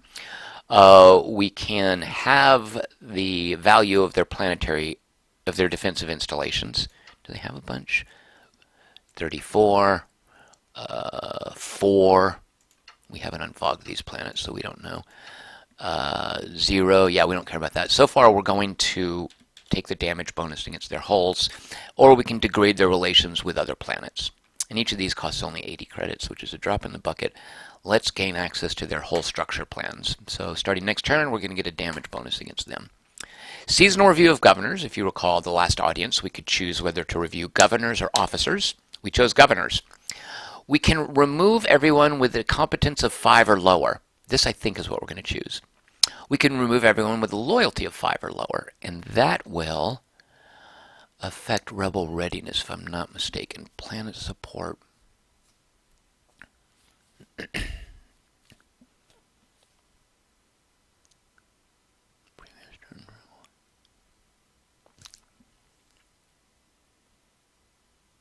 Well, at any rate, I'm assuming planet loyalty feeds into this, but this tooltip isn't telling me about it. We can remove corruption, and corruption is a financial hit. We're losing oh no, that's bureaucracy. We're losing 16% of our income to corruption. Our income is fine though, so I'm not that worried about that. Or we can fire all governors of corruption 7 or higher, except those with a loyalty of 8 or higher. We're just going to take out the incompetent ones. And you'll note each planet has a governor. Like here's Andrew Davies, competence 8. He won't get fired, but everyone with competence. Now, here's one thing I do wish the game had. If this was civilization or something, I could hit like F1 and pull up a sortable chart, like a table of all my planets. I'd love to be able to pull up a table and then look at how many planets have a corruption level, of 5 or lower. Like there's one, there's a 3. You know, if there was only like 1 or 2, would it be worthwhile? That's something that I really wish the game had, and that's where I would definitely agree with the idea that this interface needs more work. Because, you know, that would affect what I choose on that, which option was it? This. Yeah, the review. But we're still going to go with that. All right, and then Admiral is coming in. His competence is 6, but he's super loyal. 6 is a nice middle of the road. All right, we're going to leave him. So we can install a political officer to try to work on his loyalty, or we can take a 5% chance. The fleet will have a political officer that will help the Admiral. Political officers tend to have high loyalty but low competence. We're just going to take the default and give him a chance to get an additional point of loyalty. I don't want to fire him. All officers have a 10% chance to lose a point of loyalty. No. And that's our audience. All right, hitting next turn.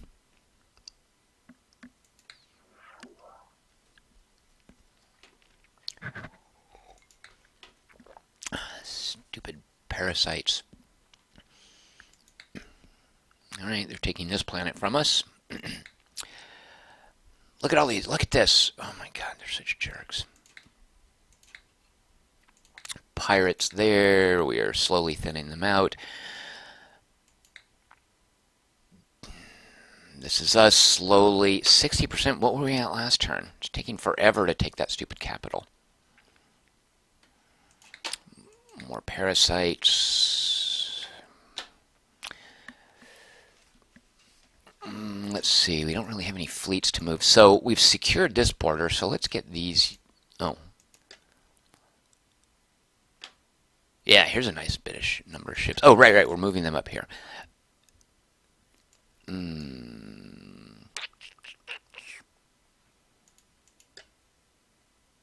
I wonder if we should pull back and deal with these parasites. Are they going to go to sleep soon? Because we actually have literally nothing that's balancing them. All right, these guys.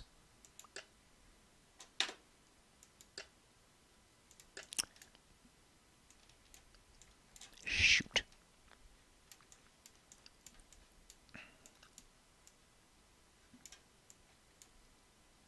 Stupid pirates. Alright, I'm going to take this big green fleet here and start pushing back over here.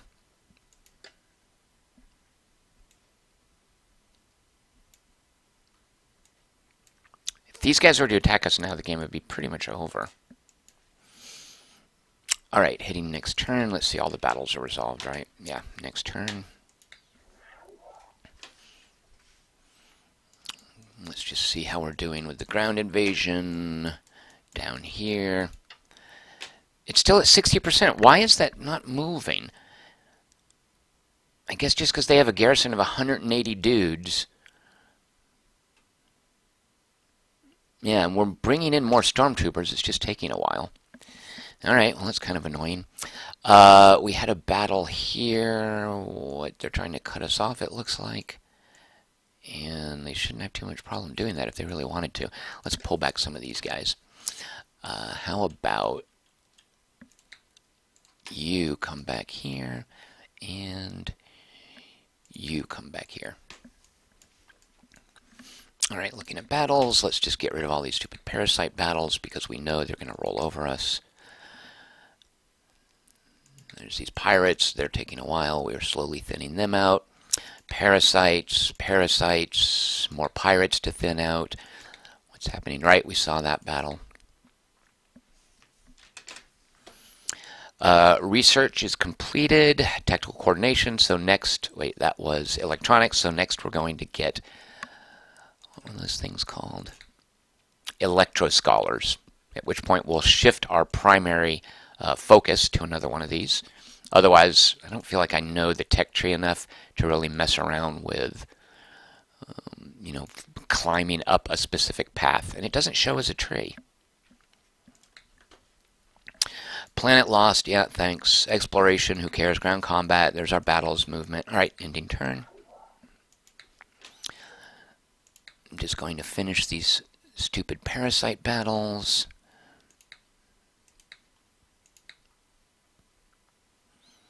Thin out these stupid pirates who are just taking a while to die to our ground installations. Although that one, let's just shift these guys over here real quick. Oh, this is so sad. Look at that, 165 tons of ships, another 187. This is really unfair. All right, this, however, 319 tons of ships. Let's just hit them smack dab in the middle.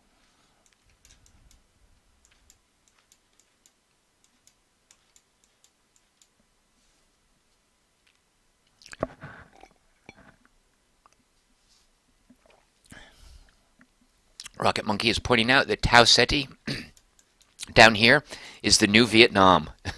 It's our quagmire. Rocket Monkey says when you research technologies, do you have to retrofit your existing ships with the new technology? No, all that happens automatically, thank God.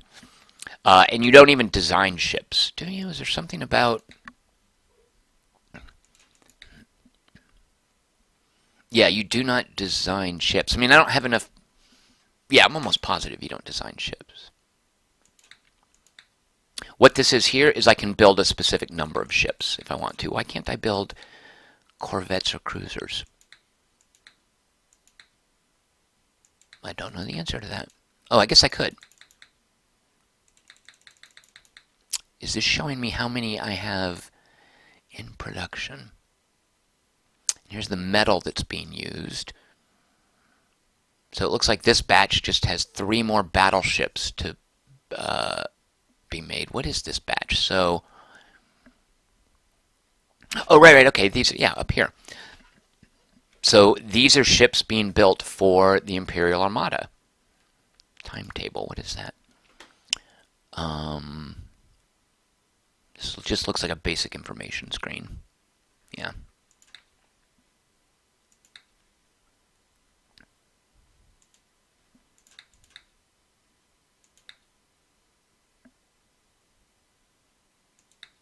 So is there a shipyard at work for each? Oh, okay. And do they just go in order of priority from top to bottom? Is it that easy?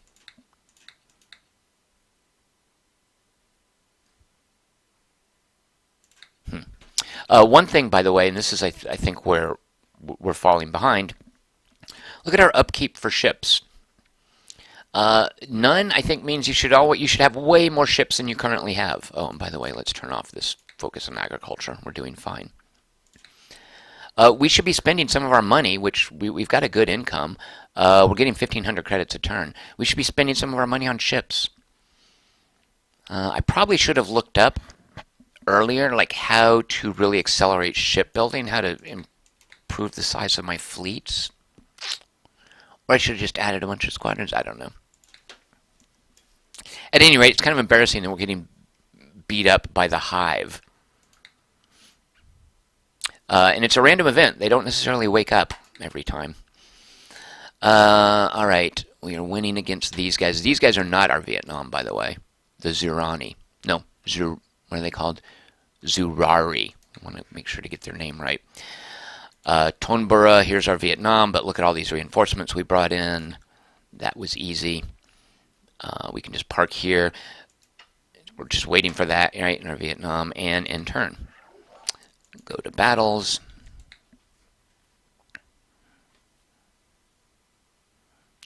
Pirates, right? This is down here. We're going to finish off these pirates.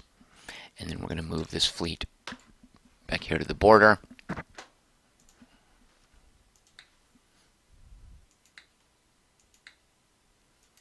There's the Parasites. God, look at all their ships. So annoying. Let's look at this battle. What if I want to? I want to select the battle itself from a menu down here, and I can't. I wish I could. Because right now the battles, I have to look at this menu.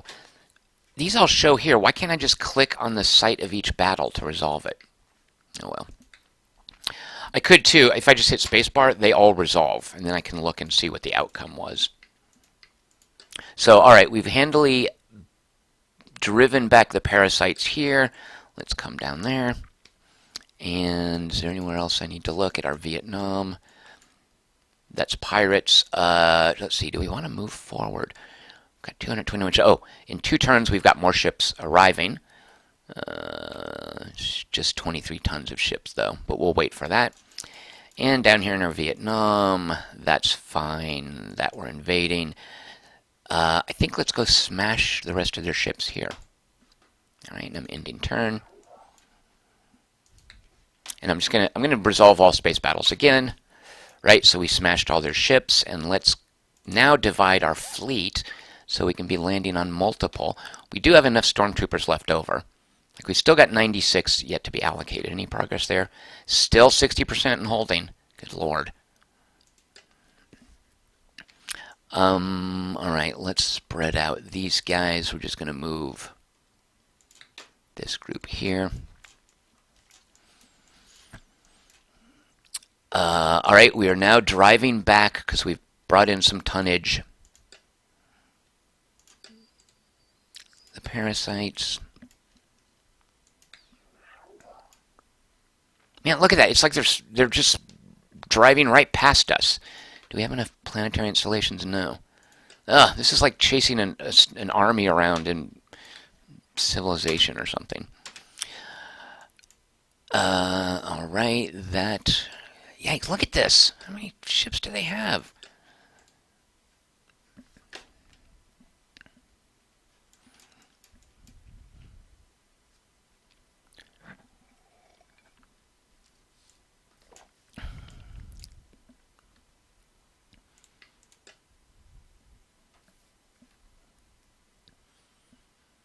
Is it foolish to start a battle up here? Yeah, because we don't want to start invading planets when we're so low on stormtroopers. We've got plenty of work for them to do. Oh, look, it seems like they attacked us. Well, that didn't go very well for them. A morale change. So yeah, I guess these just happen over time. As morale goes down, you have to do stuff to offset it. And then the parasites went back to sleep. Finally. Alright, so now we have to get back our planets over here. And let's see, where was the parasite homeworld? I feel like this is close enough we should move on it and nuke it. Yeah, alright, so they trashed this. We have to only 300 credits. Now look at this. This is weird. The population consists of 8 million Terrans and 45 million parasites. When we rejoin, I think we bring these parasites like into our empire. Like they become citizens. That's weird. Ew. Alright, let's see. We are going to send the red... Yeah, we're going to send the Honor Guard and these 2 Imperial Armadas to push back into the parasite territory and move towards their homeworld and hopefully nuke it.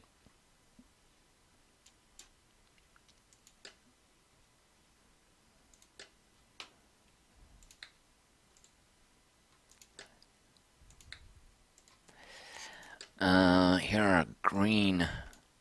Oh, look, and we can also start colonizing these. Rejoin, not even colonize. Rejoin, 300 credits. Right, take those back. And do we want to spread out these armadas? Yeah, let's do that. You come up there. You come up there.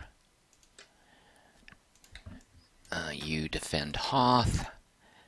And then finally you, I guess, can stay put here. Yeah.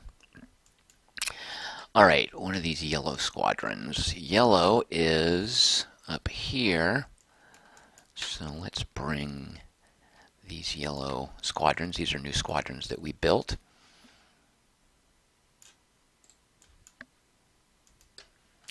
If I had more stormtroopers, I would start invading these guys up here. But I want to wait and resolve this stupid minor race. Alright, so they're arrayed here. What is this big concentration? A bunch of green. Let's spread them out as well.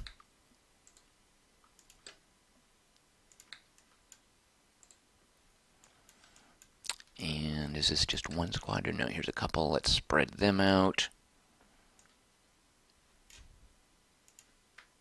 There. Alright, hitting in turn. Left Empty says I should activate the Halo network. The parasites are the Flood, aren't they? I didn't even think of that. They're totally the Flood. No battles. Isn't it nice that it's so quiet? Alright.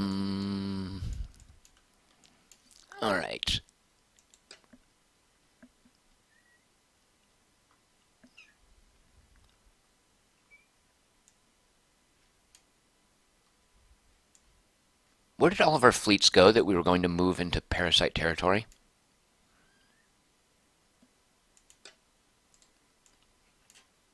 I don't see, because normally when you send fleets somewhere, is this them?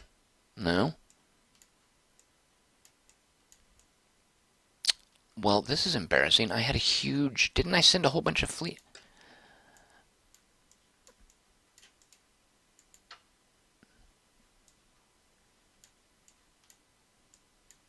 What am I missing? Where's... I guess they're just gonna... Oh, no, here they are. Okay, I'm an idiot. No, that's not them either. Dagnabbit. That's not them. Oh, yeah, this ship is moving here.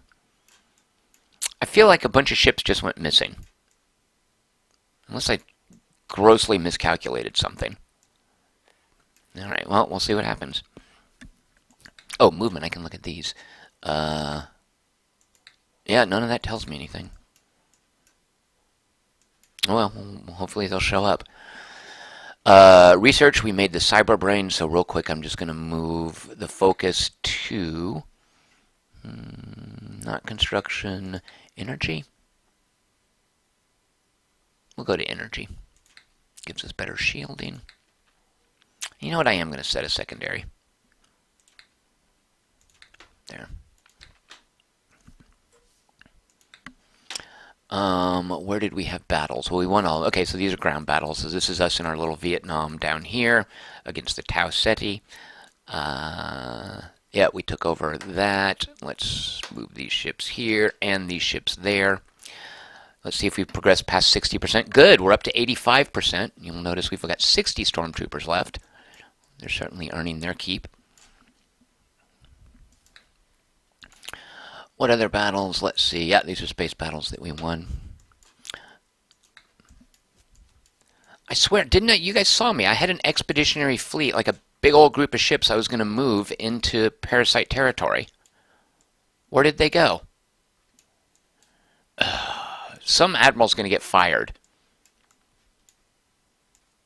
Yeah, because I was running around this huge fleet to take all this stuff back. And they've just vanished.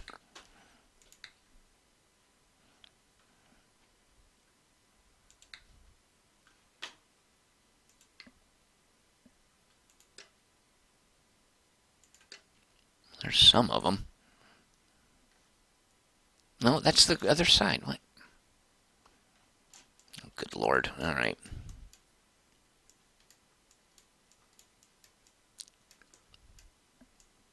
Yeah, I was sending guys in to nuke the planet, but oh well. Let's see. What other fleets do we have? Yeah, wasn't I sending the Honor Squadron? Let's see. Where are these guys? When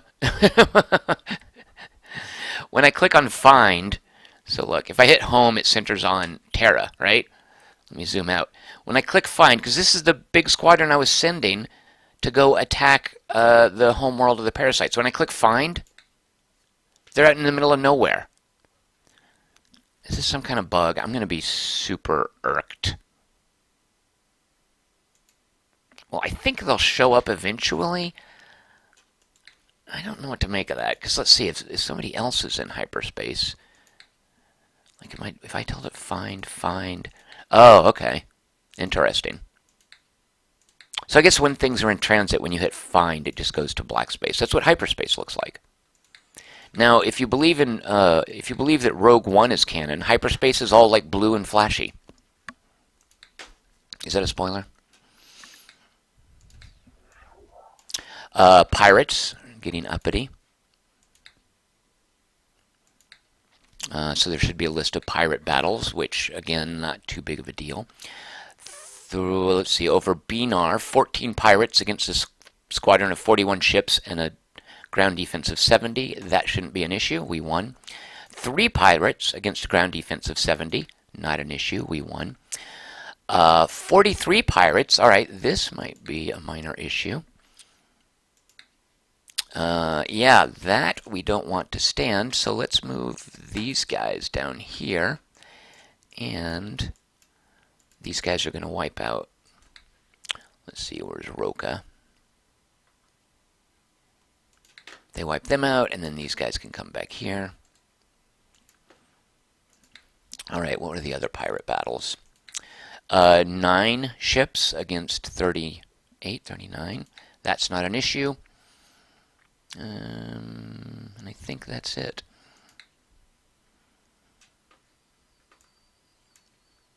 And look, finally we got their capital planet. Haha. We haven't installed a governor yet. Alright, so yeah, look at, they still got all these big fleets, jerks. Alright, so this is a battle at Lascaris with pirates, 3 pirates joining the fray. Just so you can see. Look how epic. Hey, this makes it look like the pirate frigates are cooperating with them. That's hardly fair. Look at our 20 battleships. Well, now down to 17, but look, they have nothing. So we won that, and do we want to stay here? Yeah, let's stay here and let the ground invasion progress. They've got a garrison of 100.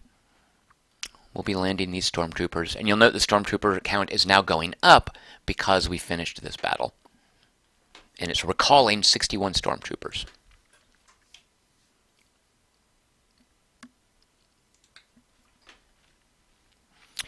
Alright, what battles have I not resolved? Buret. Oh, right. Oh, how quaint. 28, a fleet of 28 against 257 tonnage. Alright, well, good luck. Oh, sorry, we won.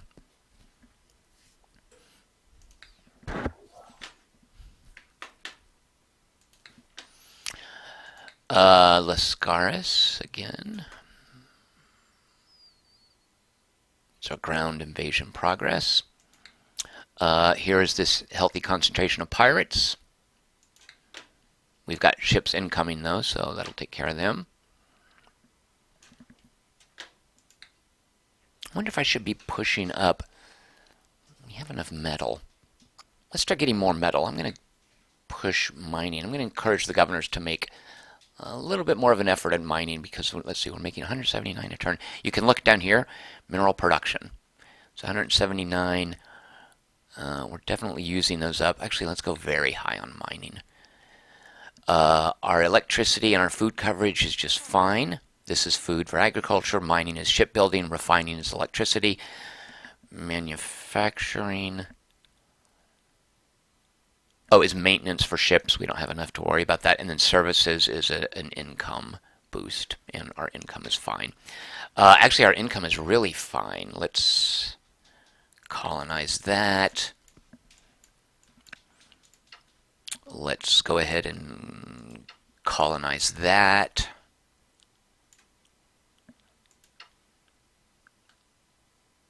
And we'll claim that. See, look, 225 million parasites on this planet, but it's listed as uninhabited because they're sleeping. Don't wake up the parasites.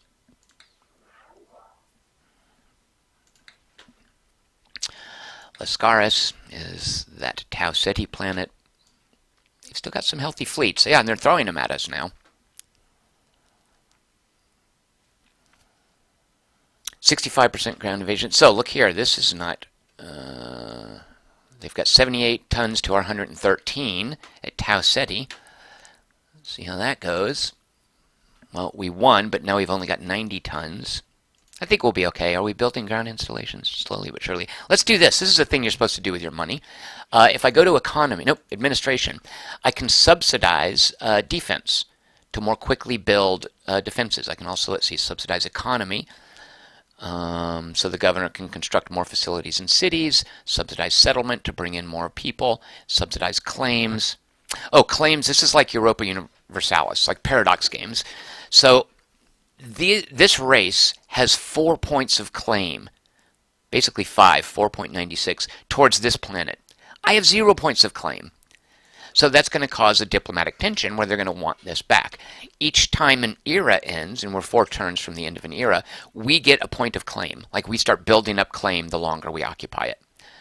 So that, again, is a very Europa Universalis thing. Let's go ahead and subsidize claims and defense. And that's going to be, oh, it's a per turn. I'm not sure I knew that. Well, that'll basically eat up our income per turn, but that's okay. It's a worthy cause. All right, what battles did we not resolve? Oh, these pirates, which you'll note we have 125 tons that arrived, and we have finished them off. So let's now redisperse our defenses. Yellow go over there. This yellow can go down here. And this will stay there. All right, and it's time for our audience. Here we go.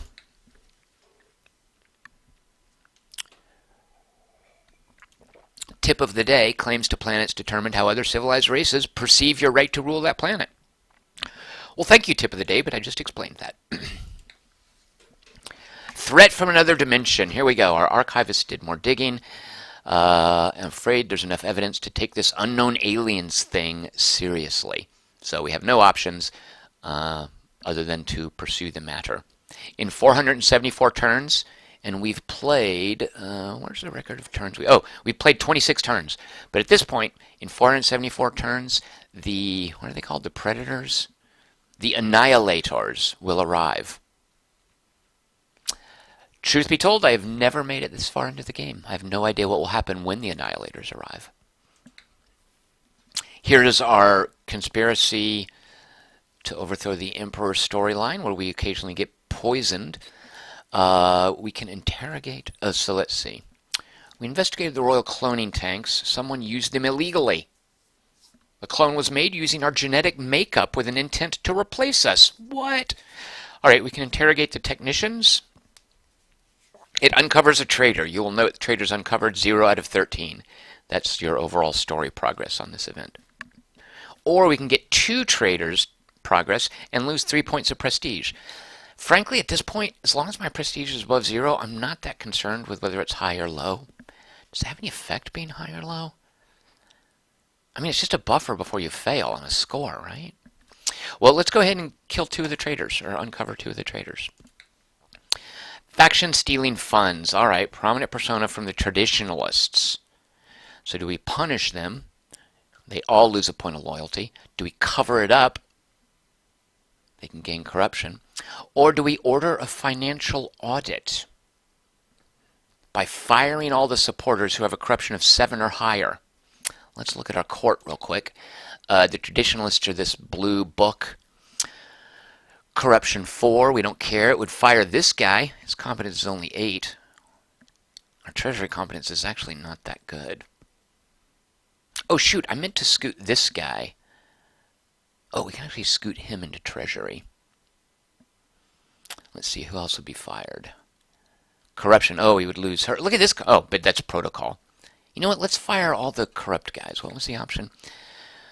Fire all traditionalists with a corruption of 7 or higher. All traditionalist faction supporters lose loyalty. Each courtier has a chance. Ooh.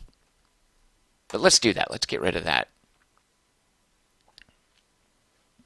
So all these little guys with books who have a high corruption, which is just 2 of them, right? Him and this guy here, which remember, protocol department has no effect whatsoever. but you can move them out here using your political points to rejigger your court. Which, oh, by the way, we want to do some of that. All right, this 11 guy, let's move him. Let's promote him. Actually, let's move him into Treasury. And then let's promote him to the top of Treasury. Good. Let's see, where else do we have crappy competence? Do we have someone better than a 9 we can scooch up there? Well, let's go ahead and have this guy put into protocol because his competence is really low. Let's see, is there anyone else we want to shuffle into protocol? No, otherwise everything looks okay. I'm not sure we need to change up our arrangement in the court. Like it goes from high to low. Yeah, we don't need to spend these political points. Rocket Monkey says the protocol department is his favorite part of the game. Because look, competence, irrelevant, doesn't matter. I like this, all these green numbers. That means we're more likely to skew towards positive events. Oh, we can do these cost less now? No. At the end of an era, the cost for these is going to reset, and we can choose edicts in these 4 areas because it'll become less expensive. 4 turns till the end of an era. We did our audience, right? Yeah, we did all of that. All right, I'm ending turn, I believe. What's the deal with that fleet we were moving? Where is that honor fleet? Squadron 901 is 60 ships. Where are you? Oh. What are you doing there? Good Lord. What on earth? I must have misclicked because I thought this... All right, well, these are the guys that I was hoping to send into the parasite territory. All right, you guys go here. 8 turns. Good Lord. Takes them forever to get across the galaxy. And then you guys also go here. Who else? Oh, right. Okay, and then we're going to... Right, this is our Vietnam. We're not... Yeah, let's start moving up here. All right. So you guys all go here. And then the rest of you guys who don't already have order... Well, you know, do I have to select them one at a time? Let's say I click here and then go there. Now, are there still orders for them? Yeah, it rerouted these guys. All right, so we have to manually reroute them. Actually, let's just send them straight to Paradise. 9 turns, because I don't believe the parasites will have any defenses. Like, they don't have any fleets up. And all we're looking to do is get a fleet in orbit and nuke them.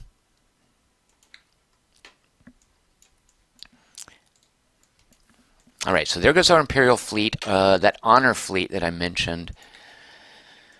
Where are you guys? Do we want you to fight up here? Let's go ahead and pull you back just to be safe. Yeah, let's... It's a goodly number of ships. You know what? Let's just bring them back to Terra.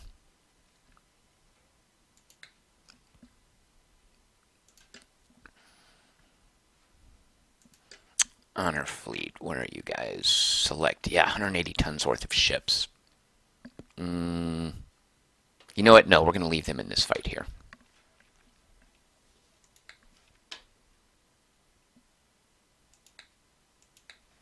All right. Why is it telling me audience? Oh, I did all that.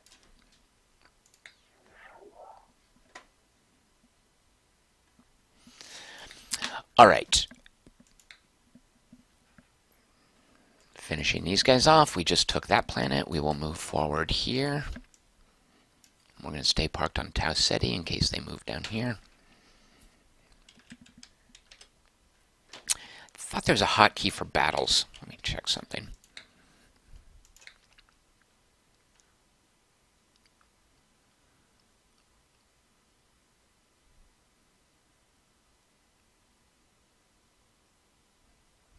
guess not. P. I'm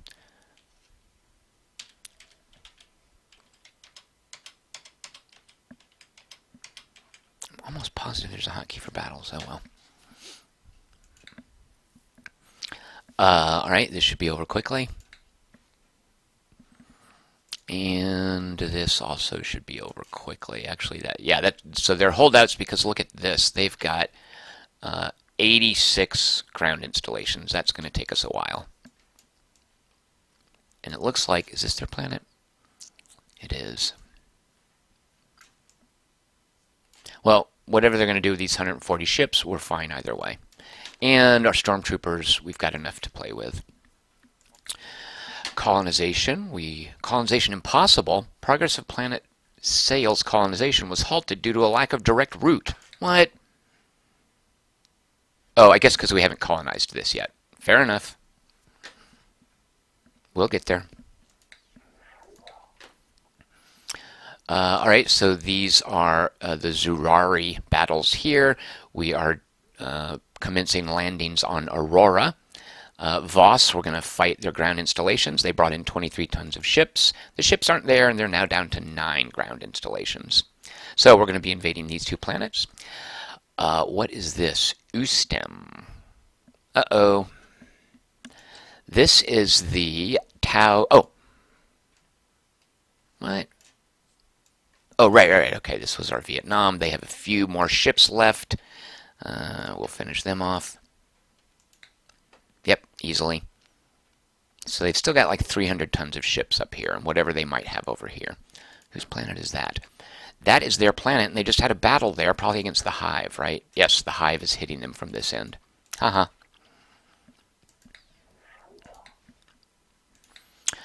So once again, Aurora, 65% towards the ground invasion. They're still hitting us at Voss.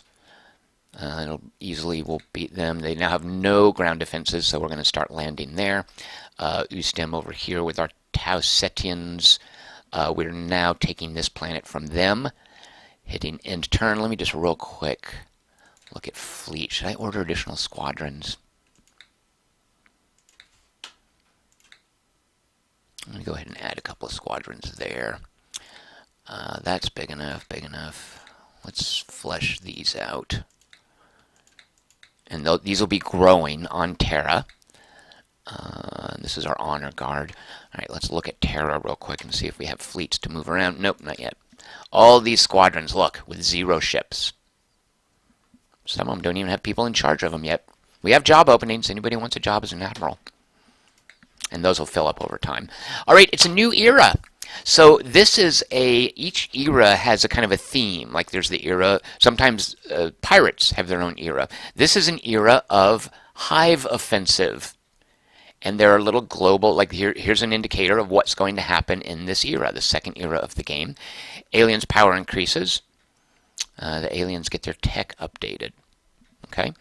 Claims to planet strengthened. You'll remember at Tau Ceti, the Tau Cetians had 4 points of claim. We had 0. Let's look at it now. We have 1 point of claim. Theirs is 2. That's awesome. I guess theirs gets cut in half and we get 1 added. I'm not sure. Contracts expire. We had a contract to, I think, improve ship repair. I forgot which one we accepted. There's a screen where you can look that up. But anyway, we don't have a contract anymore. Subsidies expired. We were subsidizing we were subsidizing claims, which might be why that was reduced. We were subsidizing claims and defenses on Tau Ceti. Claims generation is twice faster if you control the planet. Claims, yeah. All right, well, anyway, those were subsidies. Those are now done. They reset, basically, at the end of an era. Happiness recalculated. Our happiness is down to 93. I don't like that. I think, like morale, it gets harder and harder to keep your people happy, if I'm not mistaken. Prestige from planets 50, from population 4. There we go. We've got plenty of prestige now. Aren't I glad we didn't forego other choices to get like 1 point of prestige, 2 points of prestige. Take 1 point of prestige for 8,000 credits. Hardly worth it. At the end of an era, you get a big dump like this. So that was 30 turns. That was their first era. In another 50 turns, this era will be over and we'll get into a third era. And if we recall, in about 450 turns, these transdimensional aliens come in. I think there are ways that you accelerate that storyline. I'm not sure why you'd want to. And as far as what we're supposed to do, if we look at our victory condition, we still haven't filled it. Yeah, we've fulfilled 2 of our requirements, which is just have an average loyalty of 70 and to not have the rebels control any world. We are slowly working our way up towards having 99 planets. Oh, here you go. That's why you want to build up a store of prestige, is those are thresholds for the victory condition. Our Terran population. Oh, that doesn't count aliens.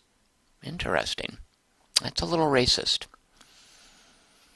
Our population is currently at 40 million. So once we hit, 40 billion. Once we hit 54 billion, then we hit our first threshold. If we were to pump our loyalty up high enough, that would hit a threshold.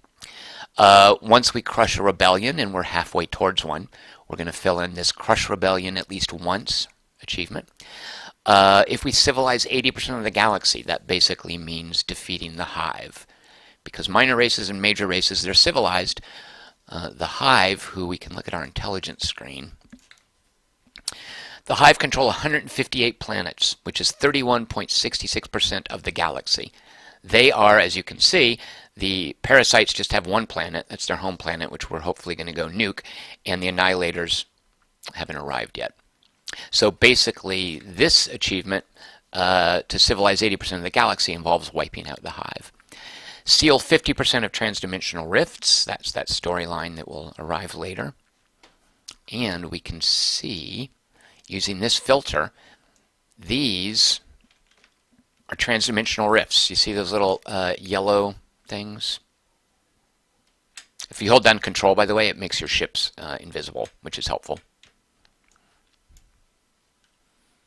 So at some point, these planets are going to be important because there are transdimensional rifts there we need to seal. Wow, we can see the whole galaxy where they are. So at some point, one of the requirements is sealing half of these. And then finally, if we end the storyline about the conspiracy to overthrow us, which involves we killed 2 of them, we have 11 more traitors to kill. So that was actual gameplay in what is no longer called Pocket Space Empires, but is now called Stellar Monarch. Let me save this game. What game is this? 4th game, so 4.1. If you had no idea what was going on, I could hardly blame you, but if you go look at my previous live stream of this, it basically consists of 2 hours of me explaining all the different screens, whereas this was 2 hours of me actually playing. So between the 2 streams, that should give you a pretty thorough look at this. Thank you guys so much for watching. Join me Wednesday at 6 p.m. The winner of this week's Request Wednesday is Jagged Alliance 2, with apparently a popular fan mod applied. So there will be some tactical combat, some buying of guns, hiring of mercenaries, conquering of territories. That will happen Wednesday at 6 p.m. Pacific. Join me for that. And then Friday, of course, I will also be here streaming at 6 p.m. Pacific. No telling what I'll stream. It could be The Crew. It could be Guild Wars 2. It could be some early access game. Maybe it'll be more Guilty Gear Xrd Revelator. Who knows? So join me for that. So I am here every Monday, Wednesday, and Friday at 6 p.m. Pacific. You can find me on Twitter at QT3. Stuff I write is at quarter-to-3.com. And if you want to support what I'm doing, I would be much obliged if you would just take a quick peek at my Patreon page at patreon.com/TomChick. If you give this stream a thumbs up, Santa Claus will not cross you off of his list this year. Furthermore, if you subscribe to this channel, he will double the amount of presents you get. That offer not valid in the U.S. or outside the U.S., I should tell you. Thank you guys so much. Left Empty is saying he's not sure he could cope with this level of micromanagement. Fair enough. There's certainly, for a game that wants to minimize micromanagement, it's a little bit of a disingenuous design goal considering what you do with these fleets. You could automate the fleets, but I don't think they will conquer planets. Like, this game is about growing your empire in order to meet these victory conditions. And that's not going to happen unless you are managing these fleets, which is arguably micromanagement. So, very fair point. Oh, Hazy Silhouette wants to know which Santa Claus list I'm talking about. Hazy Silhouette, that's the nice list. If you do not, if you no, wait, he'll cross you off the wait. At any rate, he will favor you. Let's just put it that way. Santa Claus will favor you if you give the stream a thumbs up, and if you subscribe to it, he will doubly favor you. So I hope everyone is having a great holiday. I also hope you've got the week off. This is the last week before Christmas. Employees should not make you work, and you can tell them I said so. So I hope everyone is taking the week off and is hanging around just eating and playing video games and watching movies and hanging out with their family. That's what this week should be for, not working. Tell your employers that I said so. And thank you for watching, and I will see everyone next time. Cheers.